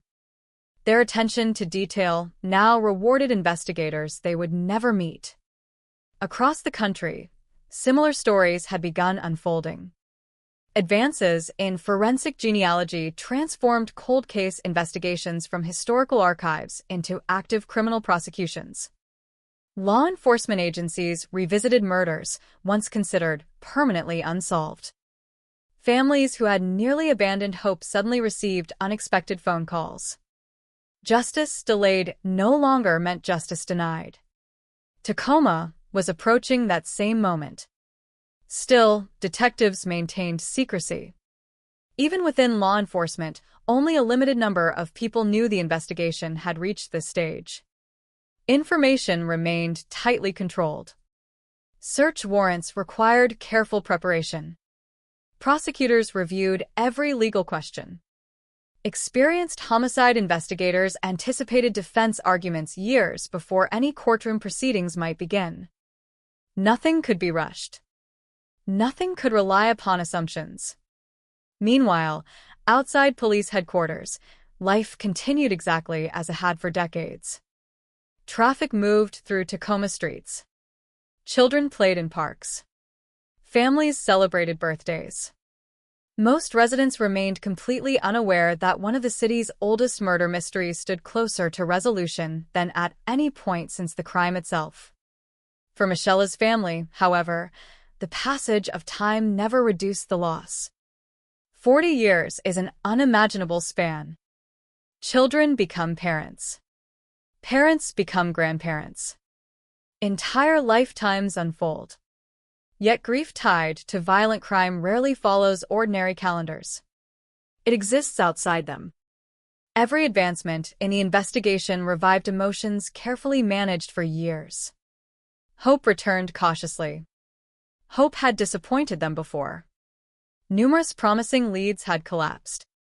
Suspects had been investigated and eliminated. Rumors had spread and disappeared. They understood better than anyone that certainty matters. Not possibilities. Not speculation. Evidence. This time, detectives believed they finally possessed it. But another question lingered quietly beneath the investigation. If one DNA profile had now identified Michela's killer, what about Jennifer Bastian? For decades, many believed the same man had murdered both girls. If the evidence now identified a suspect connected only to Michela, investigators would inevitably have to confront Jennifer's case separately. The realization carried profound implications. Tacoma might not have been haunted by one unidentified child killer. It might have been haunted by two. And while detectives prepared to reveal one truth hidden for 40 years, another mystery still waited in the shadows, reminding everyone involved that sometimes solving one impossible case only exposes how much darkness remains unexplained. The breakthrough that finally illuminated Michela Welch's case cast an unexpected shadow over another. For nearly 4 decades, Tacoma had lived with a single terrifying belief. 2 little girls, 2 bicycles, 2 parks, 2 murders committed within months of each other. The similarities had become part of local memory, repeated in newspaper headlines, television documentaries, and conversations between neighbors who remembered the fear that gripped the city in 1986. It seemed almost impossible that the crimes were unrelated. Yet investigations are built on evidence, not assumptions. As detectives prepared the final stages of Michela's case, forensic scientists returned once again to every piece of biological evidence connected to Jennifer Bastian's murder. They compared DNA profiles with the same precision that had transformed Michela's investigation. Every genetic marker told the same story. The killer who murdered Michela Welch was not the same person who murdered Jennifer Bastian. The conclusion was both astonishing and deeply unsettling. For years, many investigators had privately suspected a serial offender. Parents had warned their children about a single predator. The city had imagined one invisible monster stalking Tacoma's parks.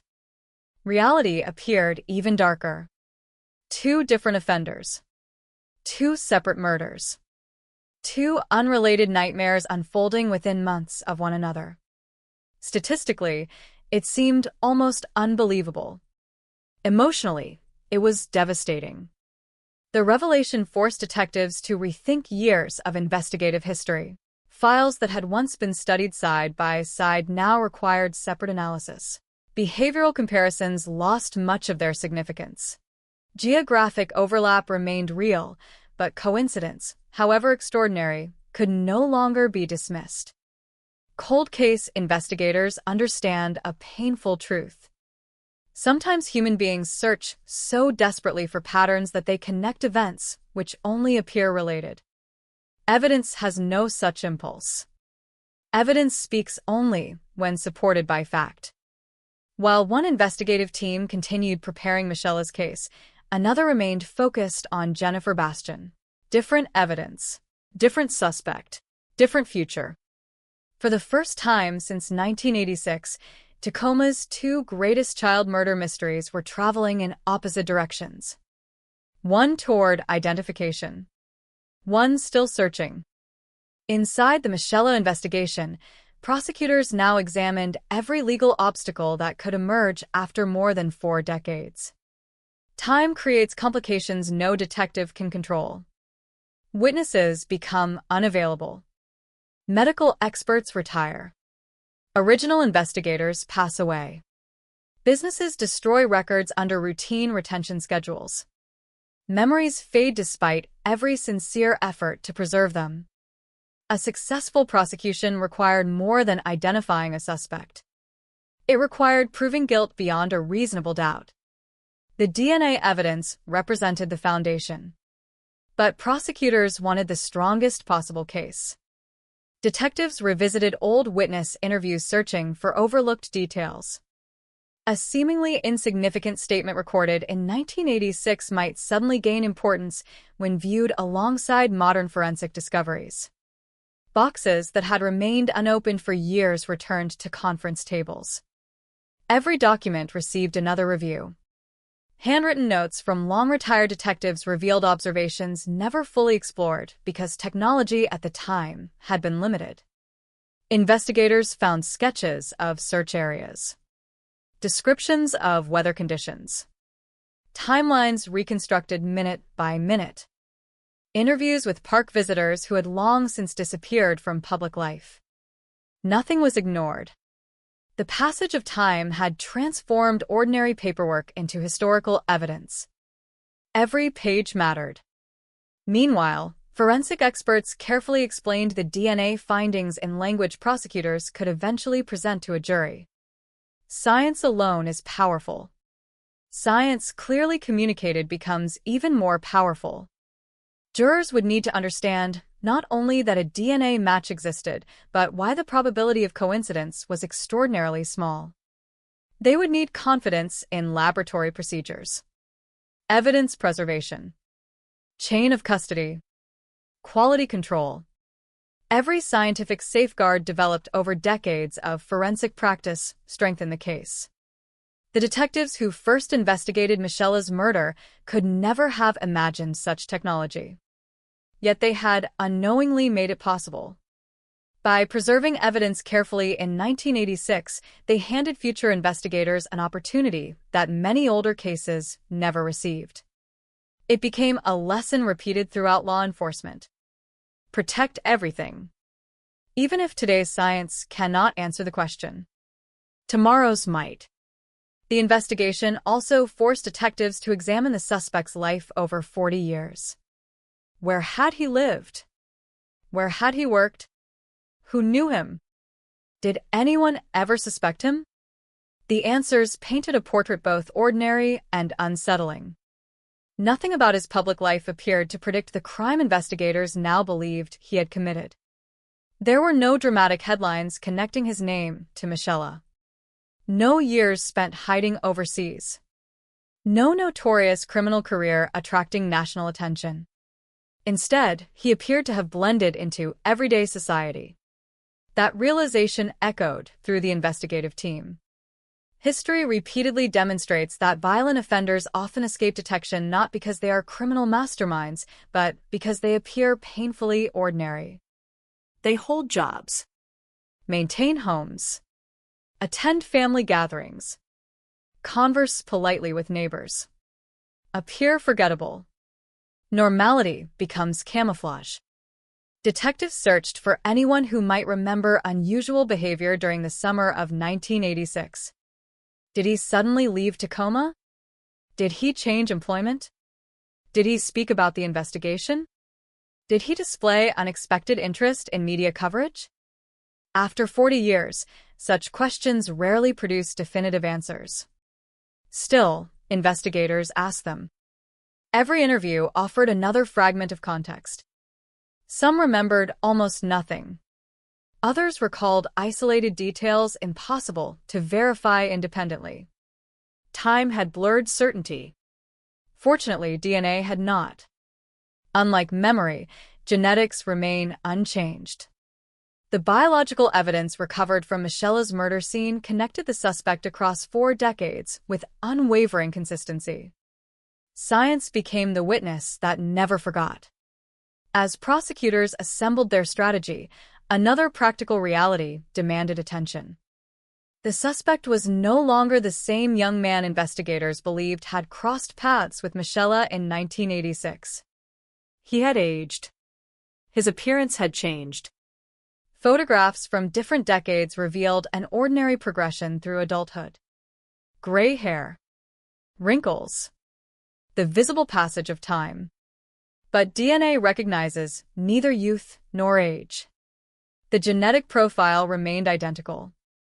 Detectives also recognized the emotional impact the case would have once announced publicly. Many Tacoma residents had spent years believing both girls shared one killer. Correcting that assumption required sensitivity. Families had endured decades of grief built partly upon incomplete understanding. Science was now rewriting that history. Law enforcement prepared carefully worded public statements emphasizing evidence rather than speculation. Facts mattered, especially after 40 years. The investigators assigned to Michela's case understood that closure means different things to different people. For police, closure often means identifying the offender. For prosecutors, it means obtaining justice through the courts. For families, the meaning is far more complicated. No arrest restores childhood. No conviction returns birthdays never celebrated. No sentence replaces 40 years of absence. Justice may answer questions. It cannot erase loss. Even so, answers matter. Knowing who committed the crime ends decades of uncertainty. It silences endless speculation. It replaces rumors with evidence. For families living inside unanswered tragedy, certainty itself carries enormous weight. As preparations continued, detectives reflected upon everyone who had contributed to the investigation over 4 decades. Patrol officers who searched through darkness. Volunteers walking wooded trails. Crime scene technicians preserving fragile evidence. Laboratory scientists improving analytical methods. Cold case detectives refusing to surrender. Genealogists reconstructing forgotten family histories. Each contribution formed one link in a chain stretching across generations. No single breakthrough solved Michela's murder. Thousands of careful decisions made by hundreds of people eventually created the opportunity. It was justice measured not in days or months, but in decades. The investigation had become something larger than one criminal case. It represented the evolution of forensic science itself. In 1986, detectives relied upon what they could see. Fingerprints, fibers, blood typing, witnesses. In the 21st century, investigators could identify individuals through microscopic genetic material invisible to the human eye. The transformation was extraordinary.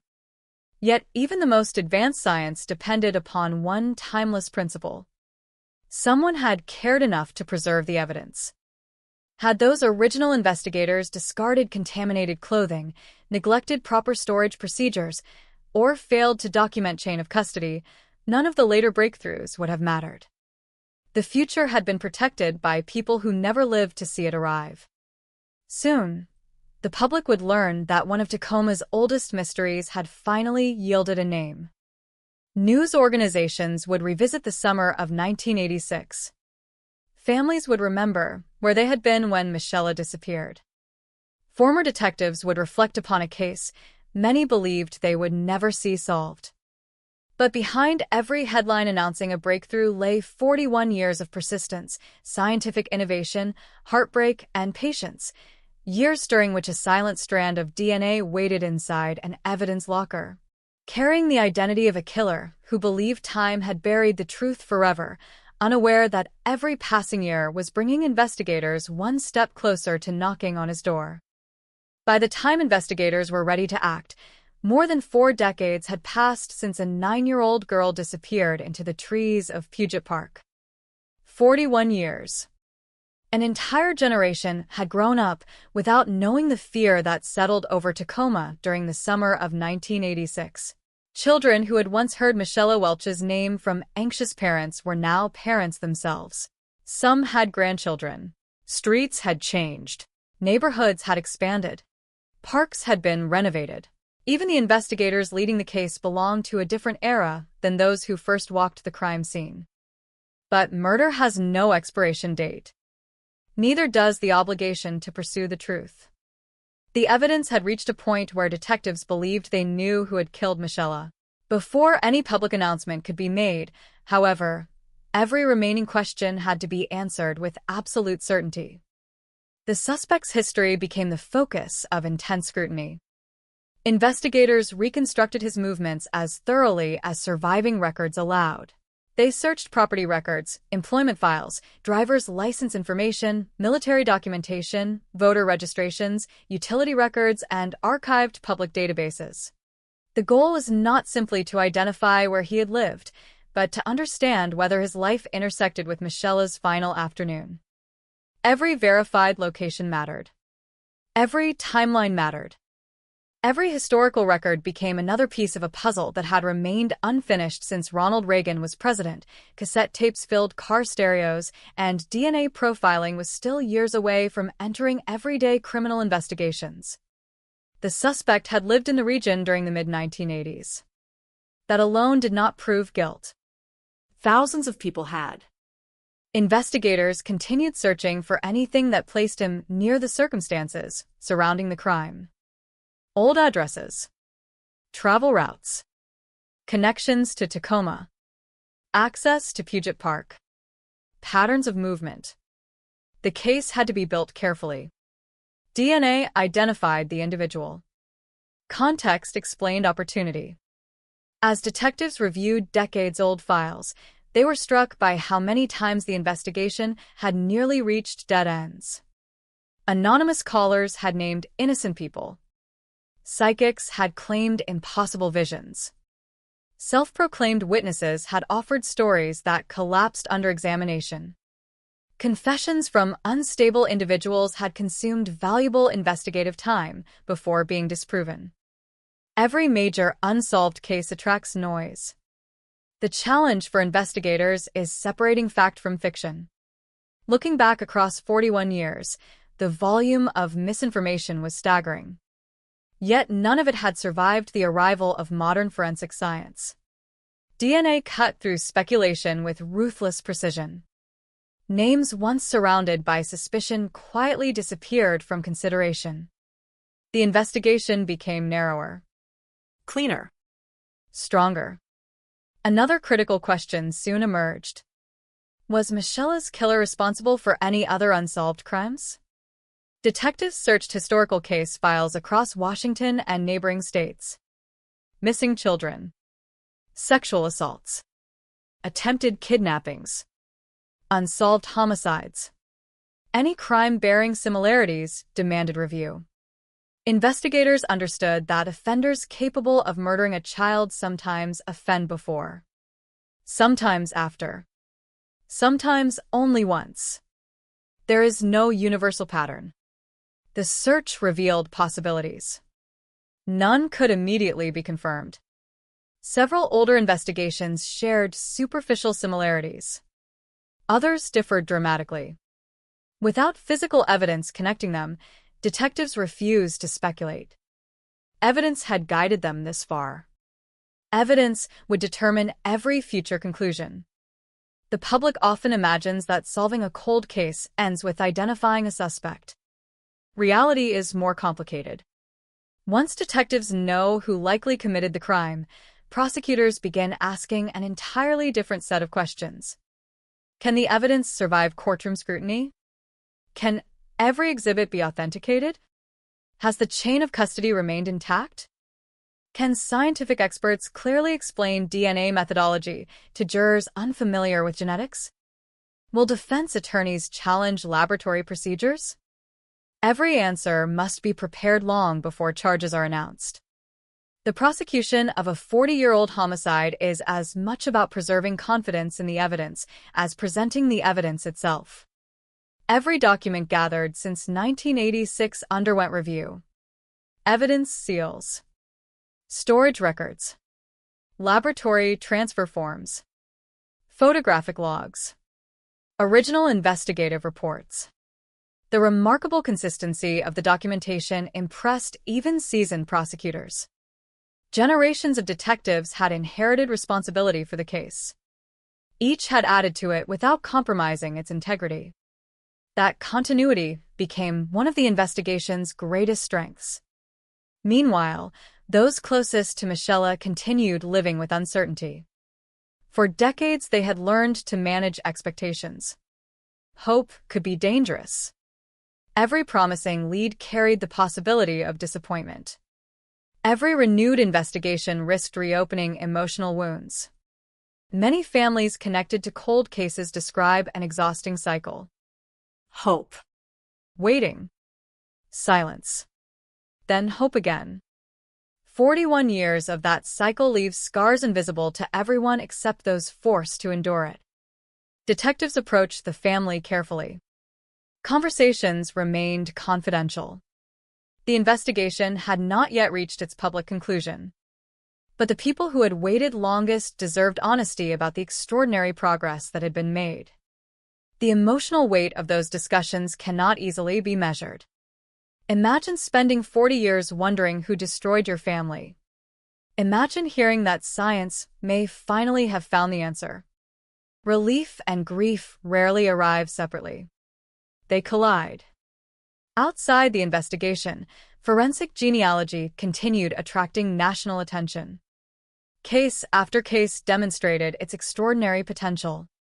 Offenders who had escaped justice for decades suddenly faced identification through relatives they had never imagined could unknowingly expose them. The technology fundamentally altered criminal investigations. For years, detectives asked one question: is the suspect already in our database? Genealogical science introduced another. Who in the suspect's family is willing to explore their ancestry? That difference transformed impossible investigations into solvable ones. Yet the technique also required extraordinary restraint. Genealogy points investigators toward individuals. Traditional police work must still confirm every conclusion. Surveillance, background investigations, reference DNA, independent laboratory verification.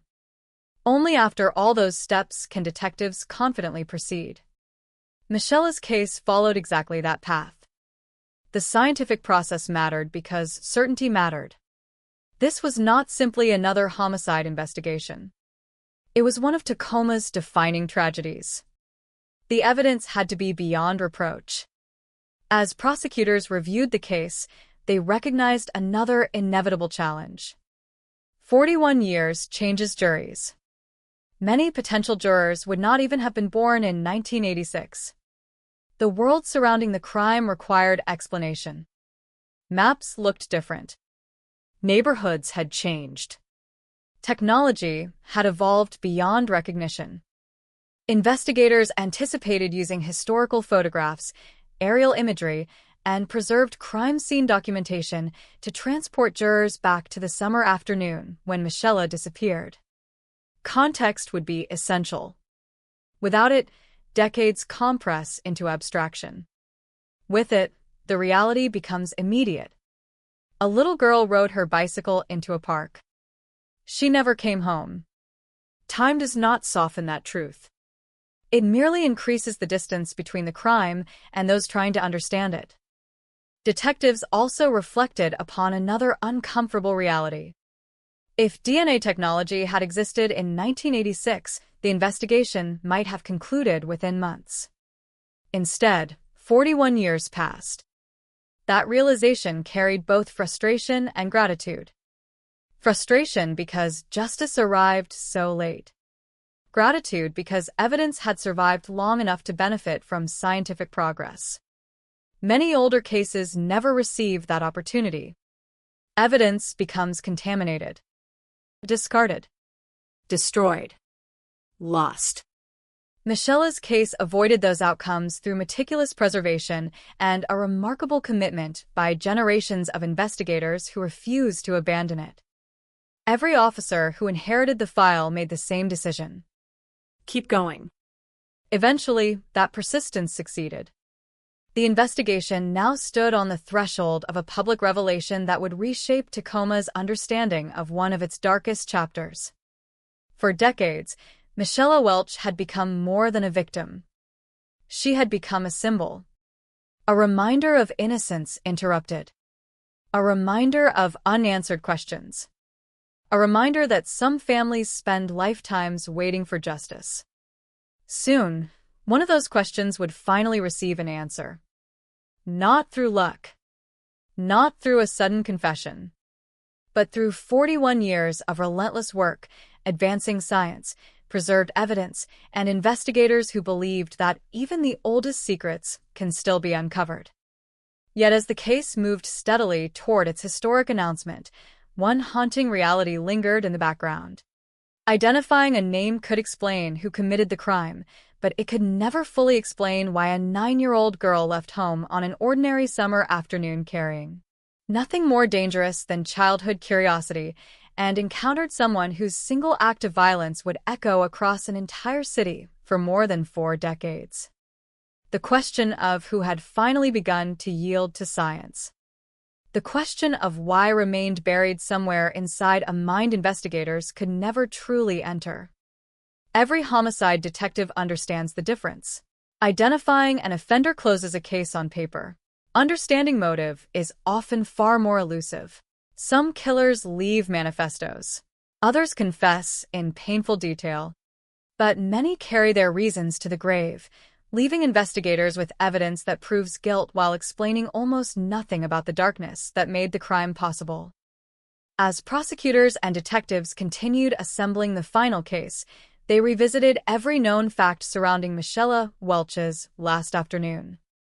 The timeline remained hauntingly simple. A warm summer day. A neighborhood child. A bicycle. A familiar park. A plan so ordinary that no one remembered it as unusual until it was already too late. There had been no warning. No report of suspicious behavior before Michela left home. No indication that she believed she was in danger. Like countless children during the 1980s, she lived in an era when independence was encouraged. Riding bicycles through nearby neighborhoods, visiting local parks, and running small errands alone were woven into everyday childhood. That innocence defined an entire generation. It also made children vulnerable to people who understood how easily trust could be exploited. Investigators reconstructed Michela's route again and again. Not because they expected to discover something entirely new after 4 decades, but because every detail mattered. Where had she been seen? Who had spoken to her? How long would it have taken to travel from one location to another? Could someone have watched her without attracting attention? Every question narrowed the window during which the crime occurred. Even after 41 years, detectives resisted assumptions. The simplest explanation is not always the correct one. The most dramatic theory is rarely supported by evidence. Facts remain their compass. The evidence suggested that the offender encountered Michela during the brief period between her leaving home and the moment she disappeared. Whether that encounter was planned or opportunistic remained uncertain. Investigators considered both possibilities throughout the life of the case. A planned abduction would imply prior observation. Routine. Preparation. An offender familiar with the park and confident enough to act. An opportunistic attack suggested something equally disturbing. A chance encounter. A spontaneous decision. Violence triggered not by long-term planning, but by immediate opportunity. Neither possibility offered comfort. Both revealed terrifying realities about predatory offenders. Behavioral analysts examined every available crime scene characteristic. How much control had the offender exercised? How familiar was he with the terrain? Did the location suggest confidence or improvisation? Every observation helped construct a psychological profile, not to identify the killer directly, but to understand his likely behavior before and after the crime. Profiling is often misunderstood. It is not magic. It does not reveal names. Instead, it identifies probabilities, patterns, likely personality traits, potential risk factors. It helps investigators prioritize possibilities, never replace evidence. In Michela's case, profiling remained secondary. DNA had become the primary witness. Still, understanding offender behavior helped explain why the investigation had remained so difficult for decades. The crime appeared to have been committed with alarming speed. There was little evidence indicating prolonged interaction. No reliable eyewitness described a struggle. No immediate report drew police to the scene while the offender remained nearby. Everything suggested that the window between contact and murder had been frighteningly short. That reality haunted detectives. So much devastation had unfolded within such a small fragment of time. As investigators studied the suspect's background, they searched for anything that might illuminate his behavior in 1986. Employment, relationships, military experience, education, criminal history, psychological records. Nothing offered a simple explanation.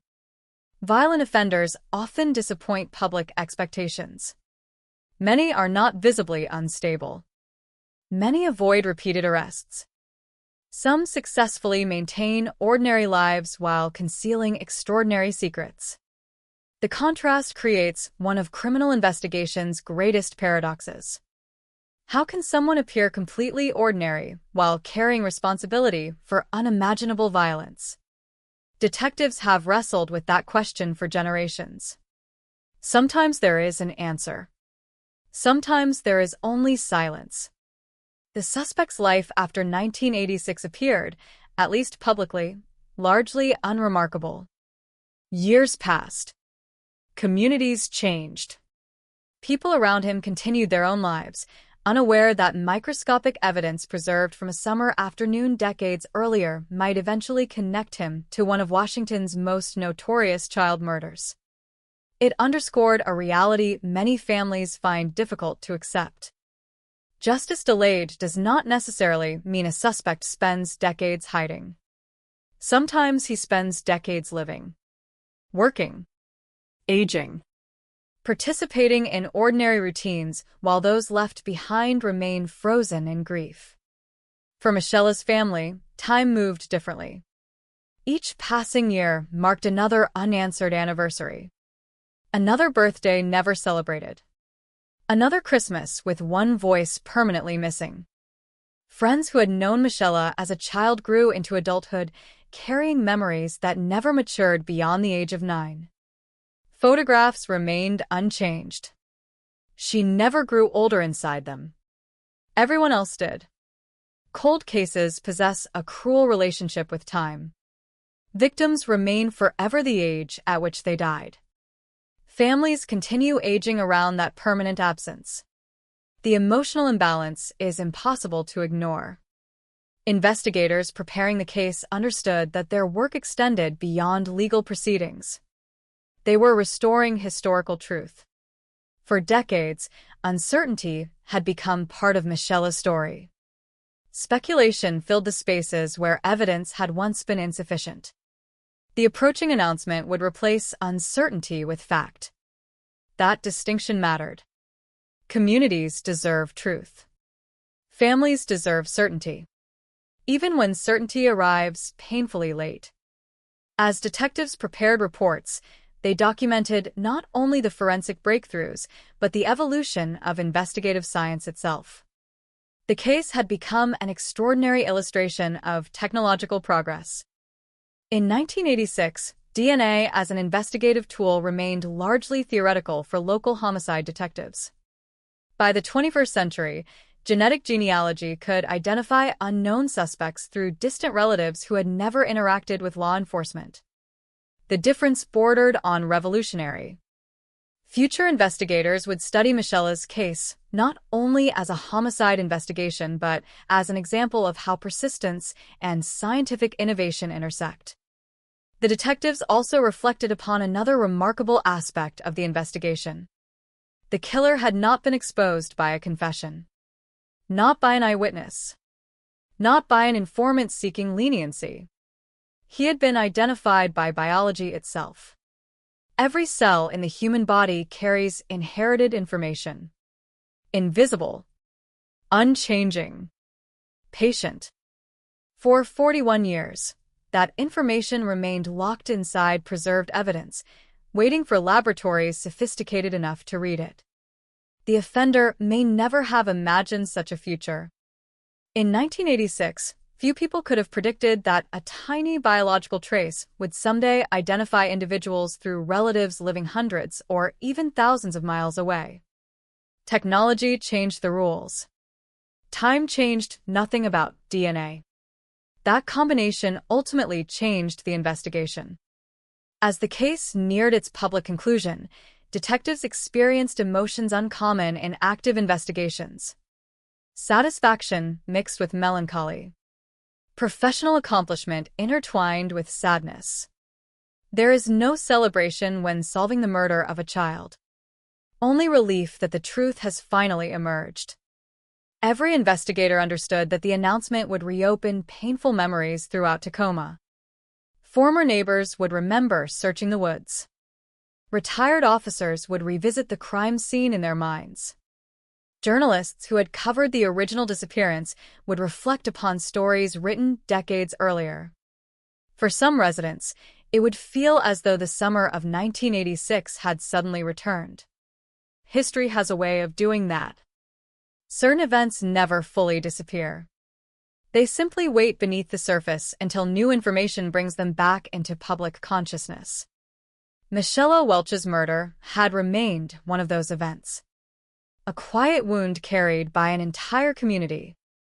Now, after 41 years, the wound was finally beginning to close, not because the pain had disappeared, but because the uncertainty that surrounded it was finally giving way to evidence. Allowing a city that had spent generations asking who had taken one little girl from her bicycle ride to begin confronting an answer that had remained hidden in plain sight inside a single strand of DNA all along. When the truth finally emerged, it did not arrive with flashing lights or a dramatic chase. It arrived in a laboratory report, a sequence of letters, a chain of genetic markers, rows of scientific data that, to most people, looked ordinary. But to the investigators who had spent years studying the case, those numbers carried extraordinary weight. They represented the moment 41 years of uncertainty began collapsing into certainty.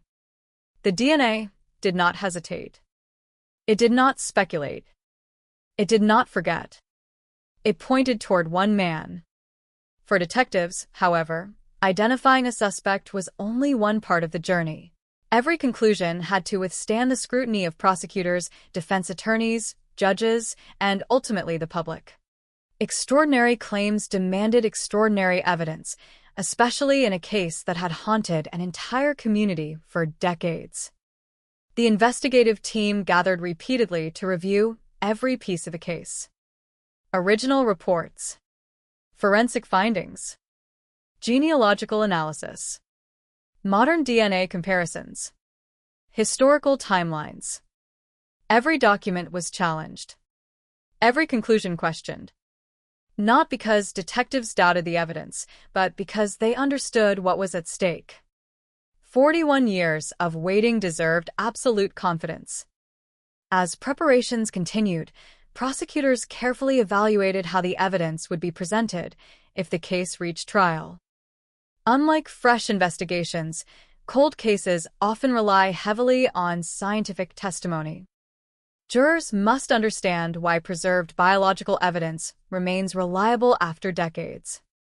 They must understand chain of custody, laboratory protocols, DNA amplification, probability calculations.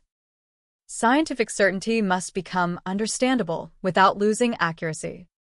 That responsibility rested with forensic experts whose work extended far beyond microscopes and laboratory instruments. They would eventually become translators, explaining complex genetic science in language ordinary citizens could trust. Meanwhile, detectives continued investigating the suspect's history. Every relationship, every known address, every significant event. Not because DNA required additional confirmation, it already had it, but because prosecutors wanted the fullest possible understanding of the man whose name had now become permanently connected to Michelle Welch's murder. People often ask how someone can carry a secret like this for decades. There is no universal answer. Some offenders compartmentalize. Some rationalize. Some convince themselves they will never be identified. Others simply continue living, allowing routine to bury memory beneath years of ordinary existence. Investigators searched for any indication that the suspect had ever spoken about the crime. Old acquaintances, former co-workers, neighbors, friends, family members. Had anyone noticed unusual behavior after July 1986? Had anyone recalled unexplained injuries? Sudden changes in routine? Unexpected relocation? Most interviews produce little. 41 years changes memory. Details disappear. Faces blur. Conversations fade. Time protects no witness. But time also cannot erase physical evidence. That remained the investigation's greatest advantage. While detectives finalized Michelle's case, public interest in forensic genealogy continued growing across the United States. The technique had already solved dozens of long-forgotten murders. Each success strengthened public confidence. Each arrest reminded offenders that the passage of time no longer guaranteed safety. Investigators everywhere began reopening evidence rooms. Boxes untouched for decades suddenly carried new possibilities. Cases once labeled impossible became active again. Michelle's investigation stood among the clearest examples of that transformation. It demonstrated something profound. Justice is not limited by the technology available when a crime occurs. Sometimes justice simply waits for science to catch up. The investigators who first responded to Puget Park in 1986 had preserved evidence without knowing exactly how it might someday be used. That decision became their greatest contribution. They protected the future. Every carefully sealed envelope, every properly documented transfer, every preserved biological sample. Those ordinary procedural decisions ultimately became extraordinary acts of foresight. Inside law enforcement, Michelle's case gradually evolved into a teaching example. New detectives studied the investigation. Crime scene technicians reviewed evidence preservation procedures. Forensic students examined the DNA analysis. Genealogists analyzed the family tree reconstruction. The case became more than a solved homicide. It became evidence of what persistence can accomplish when combined with scientific innovation. Yet amid discussions of technology and investigative success, one fact remained impossible to overlook. A child had died. Every scientific breakthrough existed because of that irreversible tragedy. Detectives never lost sight of it. Neither did Michelle's family. For them, the approaching resolution stirred emotions difficult to describe. There was relief. Certainly. There was gratitude toward investigators who refused to abandon the case. But grief remained unchanged. Knowing the identity of the offender could answer questions. It could never restore what had been stolen. Cold case investigators frequently describe closure as an imperfect word. Closure suggests an ending. Families rarely experience one. Instead, they experience transition. The mystery ends. The absence continues. As media organizations prepared to report the historic development, journalists revisited archived footage from the summer of 1986. Black and white newspaper photographs. television interviews recorded on analog videotape, images of volunteers searching wooded trails, children holding candles, parents embracing one another, entire communities united by fear. The visual record reminded everyone how deeply the crime had affected Tacoma. The city had not simply witnessed a murder. It had witnessed the collapse of certainty. Parents no longer assumed neighborhood parks were automatically safe. Children learned unfamiliar rules. Never talk to strangers. Never leave your friends. Come home before dark. Those lessons became part of an entire generation's childhood. Michela's murder changed behavior far beyond her own family. It altered an entire community. The investigation also highlighted another uncomfortable reality. Many unsolved cases remain open not because detectives lack commitment, but because science has not yet provided the necessary tools. Investigators had worked tirelessly in 1986.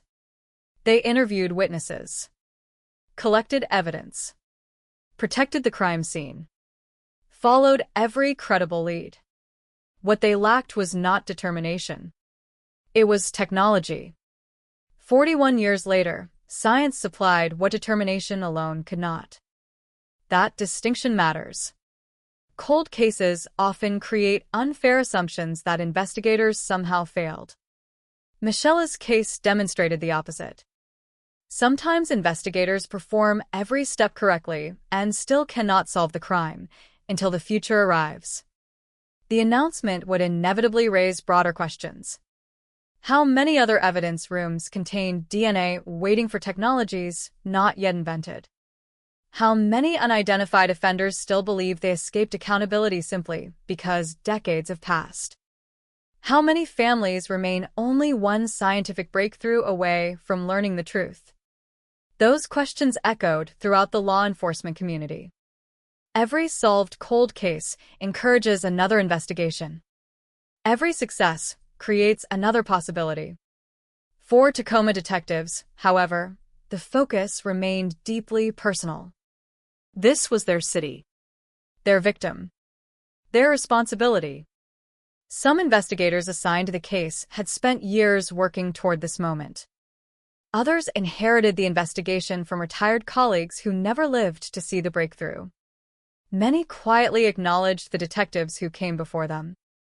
Without the original investigation, without meticulous evidence preservation, without decades of patient follow-up, none of this would have happened. Justice often belongs to people who never receive public recognition. As the date for public disclosure approached, anticipation spread quietly through those closest to the investigation. The truth was finally ready. Not because 41 years had made it easier. Not because grief had diminished.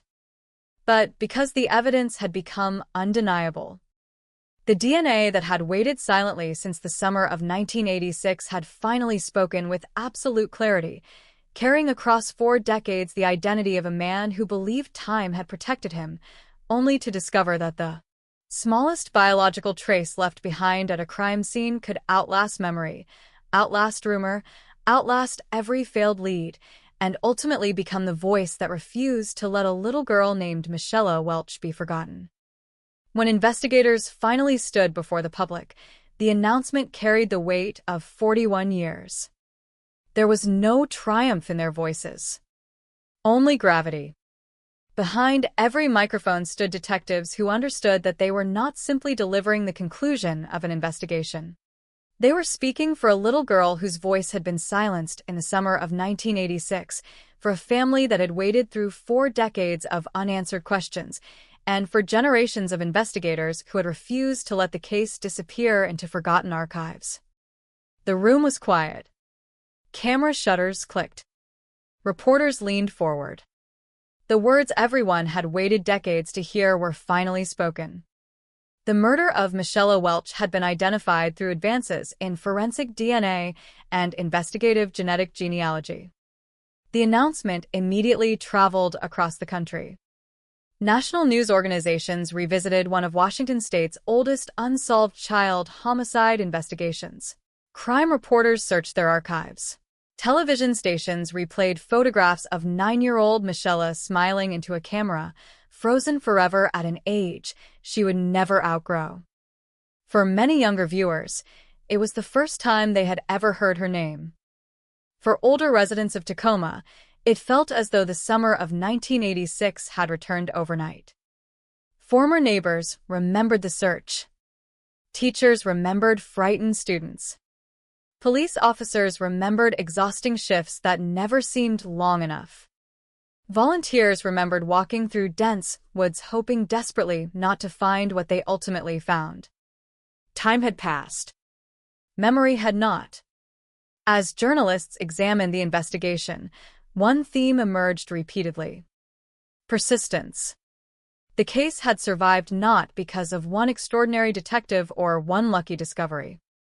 It had survived because hundreds of people over 4 decades refused to stop protecting the evidence. Crime scene technicians, laboratory analysts, evidence custodians, cold case detectives, genealogists, prosecutors. Each had carried the investigation a little farther than the generation before. Justice had become an intergenerational effort. The public also learned something many had never expected. For decades, Tacoma believed Michelle Welch and Jennifer Bastian had almost certainly been murdered by the same person. The evidence now demonstrated otherwise. DNA had separated the cases with remarkable clarity. The revelation stunned many longtime residents. How could 2 nearly identical tragedies occur in the same city, involving 2 girls of the same age, riding bicycles near parks only months apart, yet have different offenders? The answer was deeply unsettling. Coincidence sometimes exists even inside unimaginable horror. Detectives emphasized that forensic science, not speculation, had driven their conclusion. Facts replaced assumptions. Evidence replaced decades of understandable belief. For Jennifer Bastian's family, the announcement carried mixed emotions. One mystery had finally reached resolution. Another continued. The comparison between the 2 investigations reminded the public that every homicide possesses its own unique evidence, its own investigative path, and ultimately its own search for truth. One breakthrough never automatically solves another. Still, Michelle's case offered hope.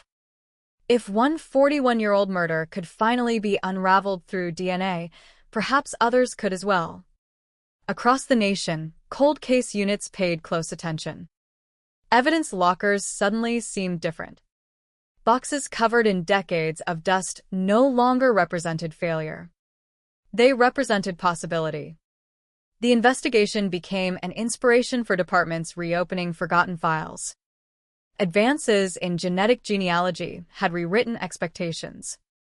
The impossible no longer seemed impossible. Families waiting 30 or 40 years suddenly allowed themselves cautious optimism. Meanwhile, legal proceedings surrounding Michelle's case continued with extraordinary care. Cold case prosecutions require meticulous preparation. Every forensic method must be explained. Every laboratory procedure documented. Every chain of custody record preserved. Defense attorneys naturally examine every weakness. Prosecutors anticipate every challenge. The older the case, the greater the scrutiny. Investigators welcomed it. Strong evidence survives examination. Weak evidence does not. The DNA had already survived repeated scientific review. Confidence rested not in emotion, but in data.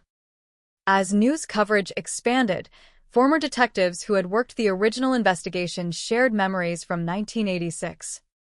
Some admitted they never believed they would live long enough to see the case solved. Others described the emotional burden carried by officers unable to bring answers to Michelle's family. Retirement had ended their daily responsibilities. It had never ended their memories. For many of them, the announcement represented professional redemption. Not personal credit. Just relief. relief that the work had finally reached its destination. The scientific community also recognized the significance of the case. Forensic specialists pointed to Michela's investigation as evidence of why biological material should never be underestimated. Tiny samples once dismissed as insignificant had ultimately identified a killer decades later. Laboratory technology had evolved beyond what anyone in 1986 could have imagined. Extraction techniques became more sensitive, sequencing more precise, databases more comprehensive, genealogical analysis more sophisticated. Every advancement built upon previous discoveries. Science rarely moves through dramatic leaps. It advances one careful step at a time. Eventually, those small steps transform entire fields. That transformation had now reached Tacoma. The public response revealed another important truth. People remember victims, even after decades. Letters arrived expressing gratitude to investigators. Community members shared memories of participating in searches. Parents described how Michela's murder had permanently changed the rules they taught their children. Some admitted they still hesitated whenever grandchildren asked to ride bicycles alone. Fear born in 1986 had quietly traveled across generations. The resolution of the case could not erase those memories. But it changed their meaning. The story no longer ended with uncertainty. It ended with identification. That distinction mattered deeply. Cold cases occupy a unique place in public consciousness because unanswered violence creates unfinished history. Communities continue asking the same questions. Who? Why? How? Every anniversary revives them. When a case is finally solved, history itself changes. The unanswered becomes answered. Speculation gives way to evidence. The unknown acquires a name. Investigators understood that their announcement represented more than the identification of one offender. It represented confidence in the future of forensic science. Technology would continue evolving. Methods considered cutting-edge today would someday appear primitive. Evidence currently impossible to interpret might become perfectly clear 20 years from now. That realization carried profound implications for thousands of unsolved cases across the world. Somewhere inside evidence lockers from the 1970s, the 1960s, even earlier, answers may already exist. Waiting. Silent. Invisible. Exactly as Michela's answer once waited. As media attention gradually shifted elsewhere, Tacoma found itself reflecting upon the extraordinary journey that had begun with a frightened search through Puget Park and ended with a microscopic strand of DNA identifying the man responsible more than 4 decades later. It was a story of tragedy, of perseverance, of scientific progress, and above all, of memory. Because while technology solved the case, it was memory that preserved the determination to keep searching. Memory carried Michela's name across generations. Memory prevented the evidence from being forgotten. Memory ensured that every new detective understood this was not simply another file on a shelf, but the unfinished story of a little girl whose final bicycle ride had forever changed a city. Now, after 41 years, that story finally possessed something it had lacked for almost half a century. An answer. Not a perfect ending. No murder of a child ever has one. But an answer strong enough to withstand time itself, proving that even when justice seems impossibly distant, truth can remain patiently hidden inside the smallest fragments of evidence until the day the future becomes capable of revealing what the past could not. The resolution of Michela Welch's case marked the end of one investigation. It also marked the beginning of a larger conversation. Across the United States, law enforcement agencies watched closely as another decades-old homicide was pulled back from history through the power of forensic genetics. Detectives who had spent years walking past shelves of unsolved case files suddenly looked at them differently. Evidence that had once seemed exhausted now appeared full of possibility. Every sealed envelope became a question. Every preserved sample became a potential witness. How many other names were waiting inside evidence lockers? How many offenders had built ordinary lives believing science would never catch them? The answers remained unknown. But Michela's case had changed the question itself. For decades, investigators often asked whether enough evidence still existed to solve an old murder. Now they increasingly asked whether today's technology was finally capable of hearing what that evidence had been saying all along. The distinction was profound. The evidence had never changed. Science had. Inside forensic laboratories, technicians frequently describe DNA as a silent witness. Unlike human memory, it never becomes uncertain. It does not confuse dates. It does not misidentify faces. It does not forget details after 40 years. If preserved correctly, it remains exactly what it was on the day the crime occurred. That principle had become the foundation of Michela's investigation. Witnesses had aged. Some had died. Memories had faded. Neighborhoods had transformed beyond recognition. But the DNA remained untouched by time. It carried the same genetic signature in the 21st century that it had carried in July of 1986. That reality continues to reshape criminal investigations around the world. The public often imagines forensic breakthroughs as sudden moments of discovery. In reality, they are usually the result of thousands of small improvements accumulated over decades. More sensitive extraction methods. Better contamination controls. More powerful sequencing equipment. Faster computational analysis. Expanding genealogical databases. Improved statistical modeling. Each advancement may appear modest by itself. Together, they become revolutionary. Michela's case illustrated that evolution perfectly. If investigators had destroyed biological evidence because early testing appeared inconclusive, the truth would have disappeared forever. Instead, patience preserved possibility. The case also demonstrated something equally important. Cold case investigations are rarely about luck. Persistence matters. The detectives who inherited Michela's file refused to accept the passage of time as defeat. Each generation added something. One detective organized evidence more carefully. Another requested new laboratory testing. Another revisited overlooked interviews. Another embraced genealogical analysis. No single investigator solved the case alone. Justice became a relay rather than a sprint. One generation carried the investigation until another was prepared to continue.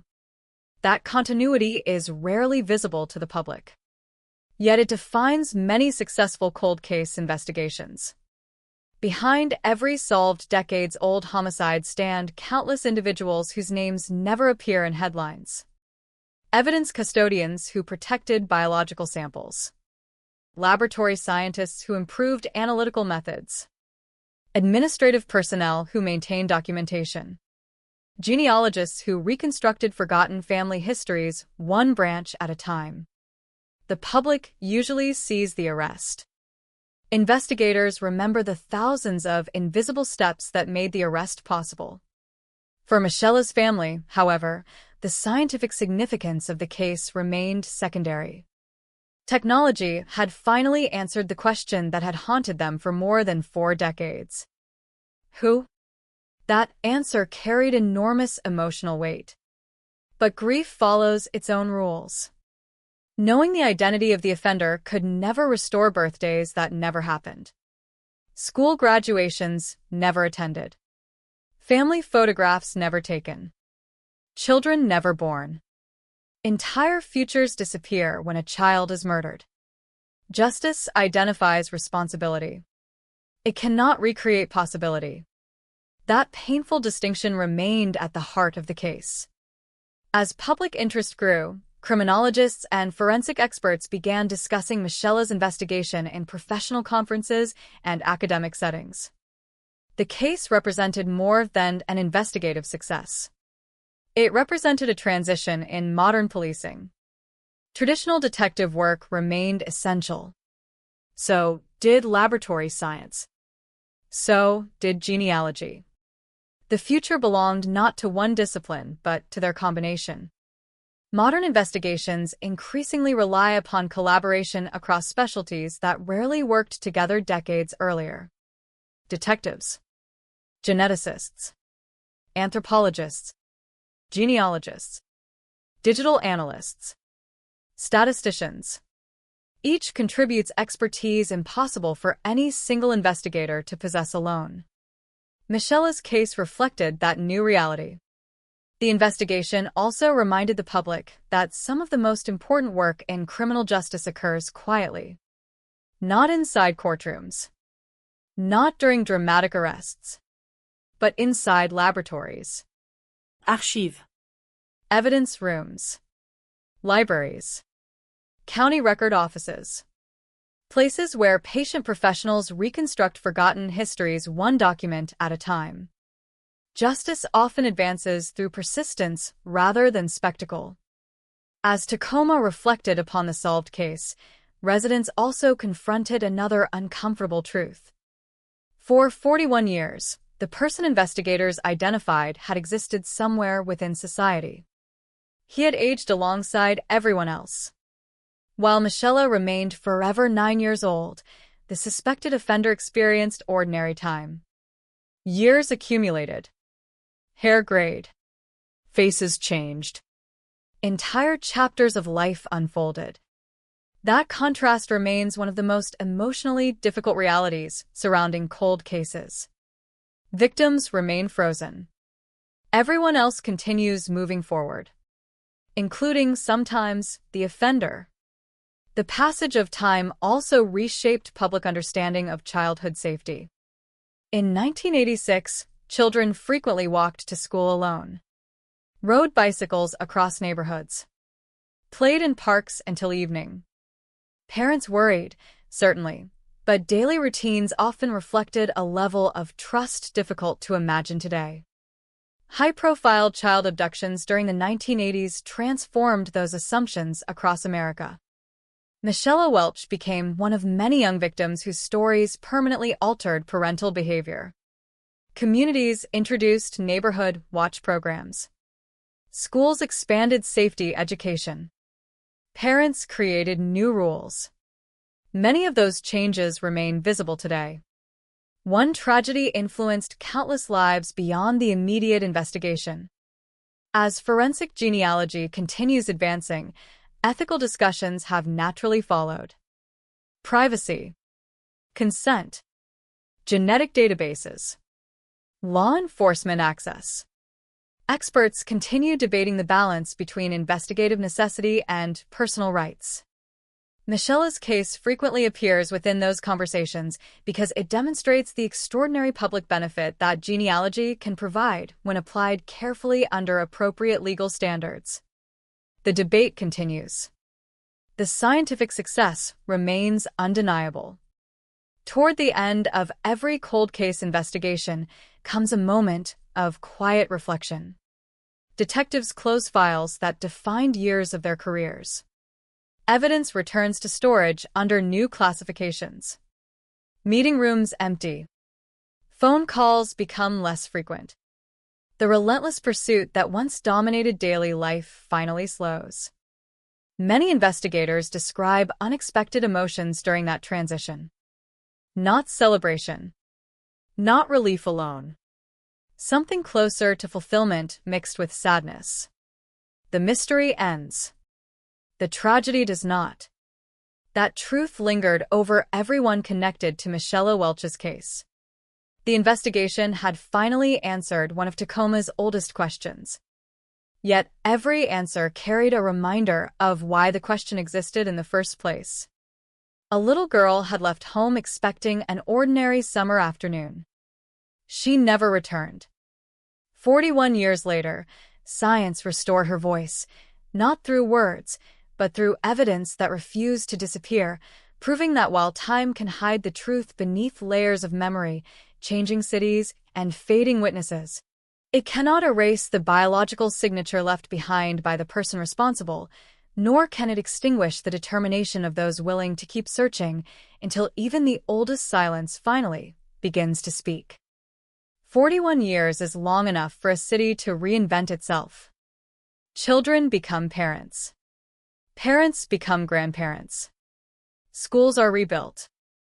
Neighborhoods expand beyond their old boundaries. Businesses disappear, replaced by new names and new faces. Roads that once seemed familiar become almost unrecognizable. Entire generations grow up with no memory of the summer that changed Tacoma forever. Yet some stories refuse to remain in the past. They survive because the people who remember them refuse to let them fade. For many residents, Michelle Welch was never simply another name in a newspaper archive. She became a symbol of interrupted innocence. A reminder that evil does not always announce itself. Sometimes it waits quietly in places that appear completely ordinary. A neighborhood park. A sunny afternoon. A child riding a bicycle. Nothing about those images suggests tragedy. That is precisely why the case endured. The ordinary became unforgettable. As investigators reflected upon the completed identification, many acknowledged how dramatically criminal investigations had changed since 1986. Back then, information moved slowly. Detectives relied heavily on landline telephones, handwritten reports, paper maps, physical filing cabinets, and witness interviews conducted face-to-face. Photographs required film. Laboratory reports arrived days or weeks later. Computer databases were limited. The internet did not exist as an investigative resource. Today, investigators navigate an entirely different world. Digital records, satellite imagery, automated fingerprint systems, DNA sequencing, artificial intelligence assisting document analysis, genetic genealogy. Each technological leap has expanded the reach of criminal investigations in ways that detectives of the 1980s could scarcely imagine. Michelle's case stretched across that entire transformation. It began in an era of analog policing. It reached resolution in the age of molecular science. Few investigations illustrate that historical evolution so clearly.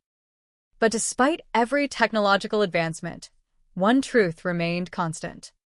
People solved the case. Technology supplied the tools. Human determination supplied the purpose. Someone chose to preserve the evidence. Someone chose to reopen the file. Someone chose to request another laboratory analysis rather than accepting decades of silence. Someone spent countless hours reconstructing family trees branch by branch. Someone refused to stop asking questions. Every scientific breakthrough depended upon human persistence. That lesson may be the investigation's greatest legacy. Cold cases are rarely solved by miracles. They're solved by patience. As media coverage gradually shifted from breaking news to reflection, journalists began interviewing retired detectives who had once believed the investigation might never reach a conclusion. Many described the emotional burden carried throughout their careers. Every anniversary brought renewed attention. Every new lead created hope. Every dead end renewed frustration. Some admitted they had occasionally wondered whether the truth would outlive them. For several investigators, it almost did.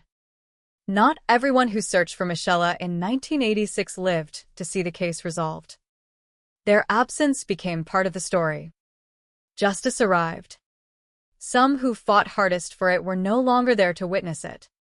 The passage of time creates victories touched by sadness. The case also inspired renewed interest in evidence preservation nationwide. Police departments reviewed storage procedures. Laboratories emphasized long-term biological preservation.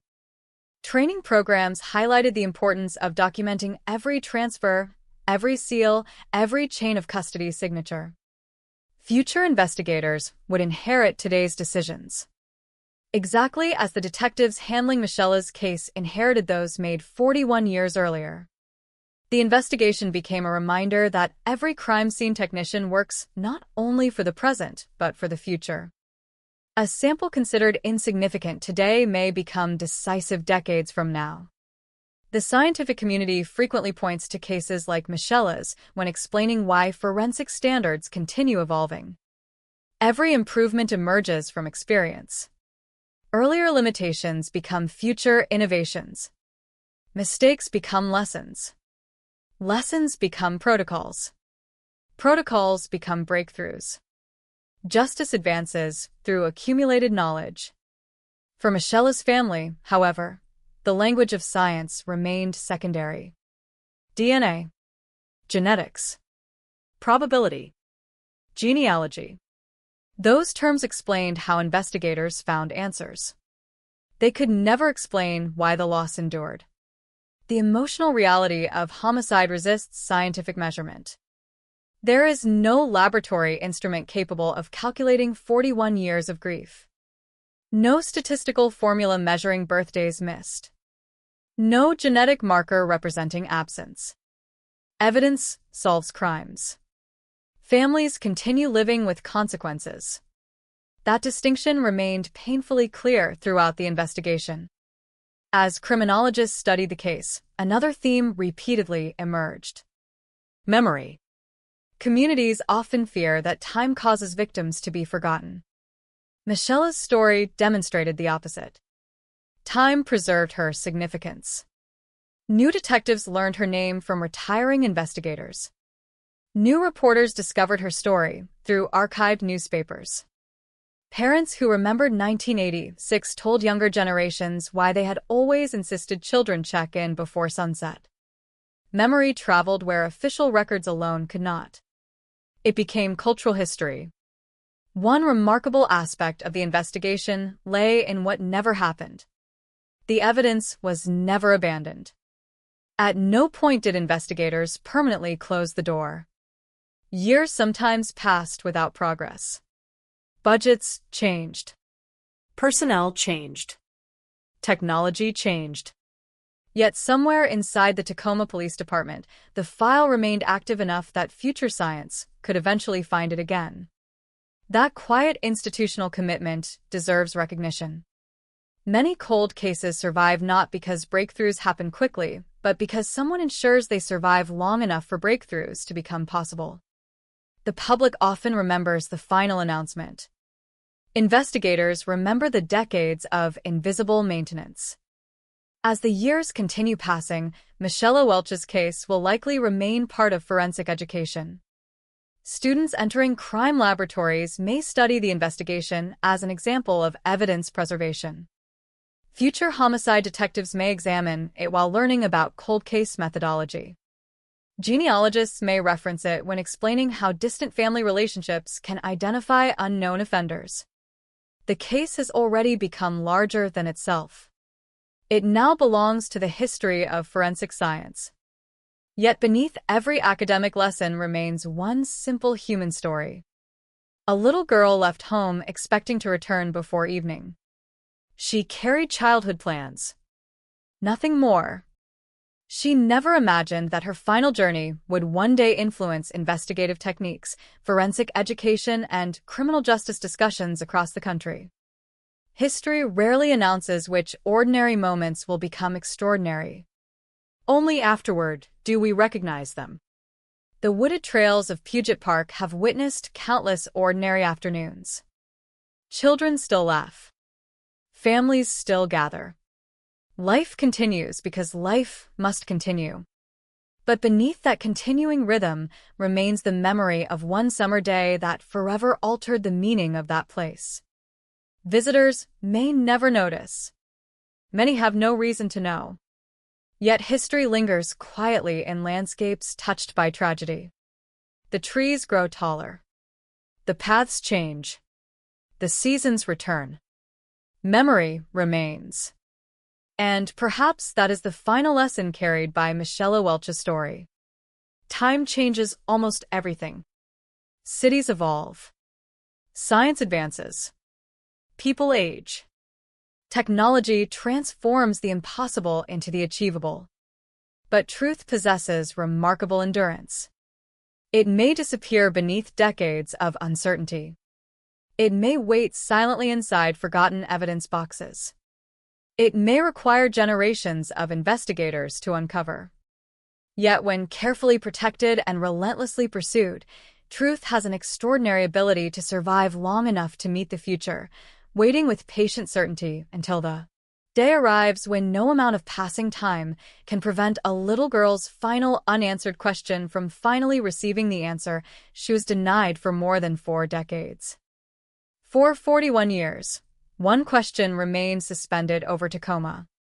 Who was responsible for the murder of Michelle Welch? It was a question carried by detectives who inherited the case. A question carried by a family forced to live with unimaginable loss. A question carried by a community that remembered a 9-year-old girl not because of how she died, but because of who she was before tragedy took everything away. A daughter. A child. A young girl with a bicycle and an ordinary afternoon ahead of her. The passage of time created distance between the crime and the investigation. But it never created distance between Michelle's name and the people who refused to forget. The final chapter of the investigation was not written by a single moment. It was written across decades. A patrol officer documenting the first search. A detective collecting evidence under the summer sun. A forensic technician preserving biological material. A laboratory scientist improving analytical methods years later. A genealogist studying family connections hidden inside thousands of records. A cold case investigator reopening a file that many people believed had already reached its limit. Each person contributed a piece. Each decision mattered. Together, those pieces formed a path leading from a forgotten evidence locker to the truth. The story of Michelle Welch became a powerful reminder that justice does not always move at the speed people hope for. Sometimes it moves slowly. Painfully slowly. Sometimes families wait longer than anyone should ever have to wait. But delay does not mean abandonment. Silence does not mean surrender. And an unsolved case does not mean an unsolvable case. The investigation survived because people continued believing that the answer existed somewhere. They believed it was hidden in evidence. Hidden in records. Hidden in science that had not yet been invented. They were right. The breakthrough did not come from a witness suddenly remembering a forgotten detail. It did not come from a dramatic confession. It did not come from a chance encounter decades later. It came from the smallest biological trace left behind at a crime scene. A trace invisible to the human eye. A trace that carried the identity of the person responsible. For 41 years, that evidence waited. It survived changing technologies. Changing investigators. Changing generations. It remained silent until science became advanced enough to understand what it had been saying all along. That is the extraordinary power of modern forensic investigation.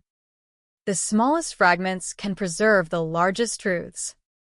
As the case reached its conclusion, the focus returned to where it had always belonged. Not on the offender. Not on the headlines. But on Michelle. Because every cold case begins with a victim. A person whose life mattered long before a crime made their name known. It is easy for years of investigation, courtroom discussions, and forensic analysis to overshadow the human story at the center. But Michelle was never just a case number. She was a 9-year-old child. She had a family who loved her. She had dreams that would never be realized. She had a future that was stolen before it began. The purpose of solving the crime was not only to identify the person responsible.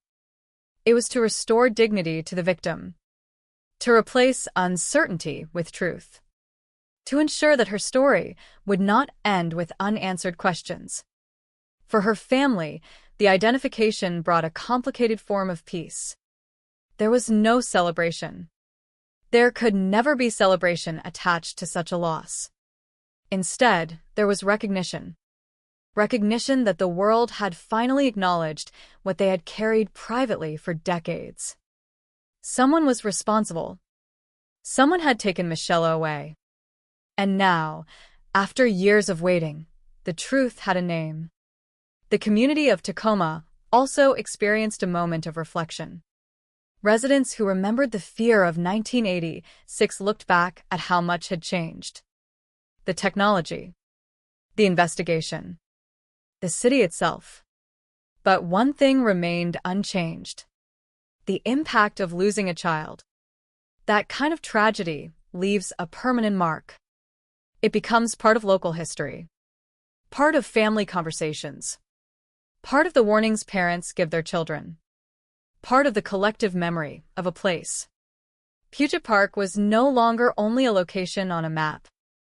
It was a place connected to a story that represented both unimaginable loss and extraordinary perseverance. The case also carried a message for thousands of families still waiting for answers. Across the world, there are victims whose names remain attached to cold files. Cases where investigators know something happened but cannot yet prove who caused it. Families who wake up every day with questions that have no answers. Michelle's story offered them something rare: hope. Not the false promise that every case will be solved quickly. Not the belief that technology can erase every obstacle. But the understanding that time alone does not destroy the possibility of justice.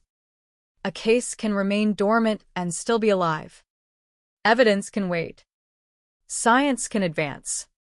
A future investigator can discover what previous generations could not. The next breakthrough may already exist. It may be hidden inside an old file, a preserved sample, a forgotten photograph, a document stored away for decades. The lesson is simple: never underestimate the future. Because the future is exactly what solved Michelle's case. When investigators first arrived in Puget Park in 1986, they could not know what technology would become. They could not imagine genetic genealogy. They could not imagine identifying an offender through distant relatives. They could not imagine that a tiny biological sample would one day speak louder than every rumor and every unanswered question. But they preserved the evidence anyway. They followed procedure anyway. They searched anyway. That commitment became the bridge between past and present. The officers who began the investigation and the scientists who completed it were separated by decades.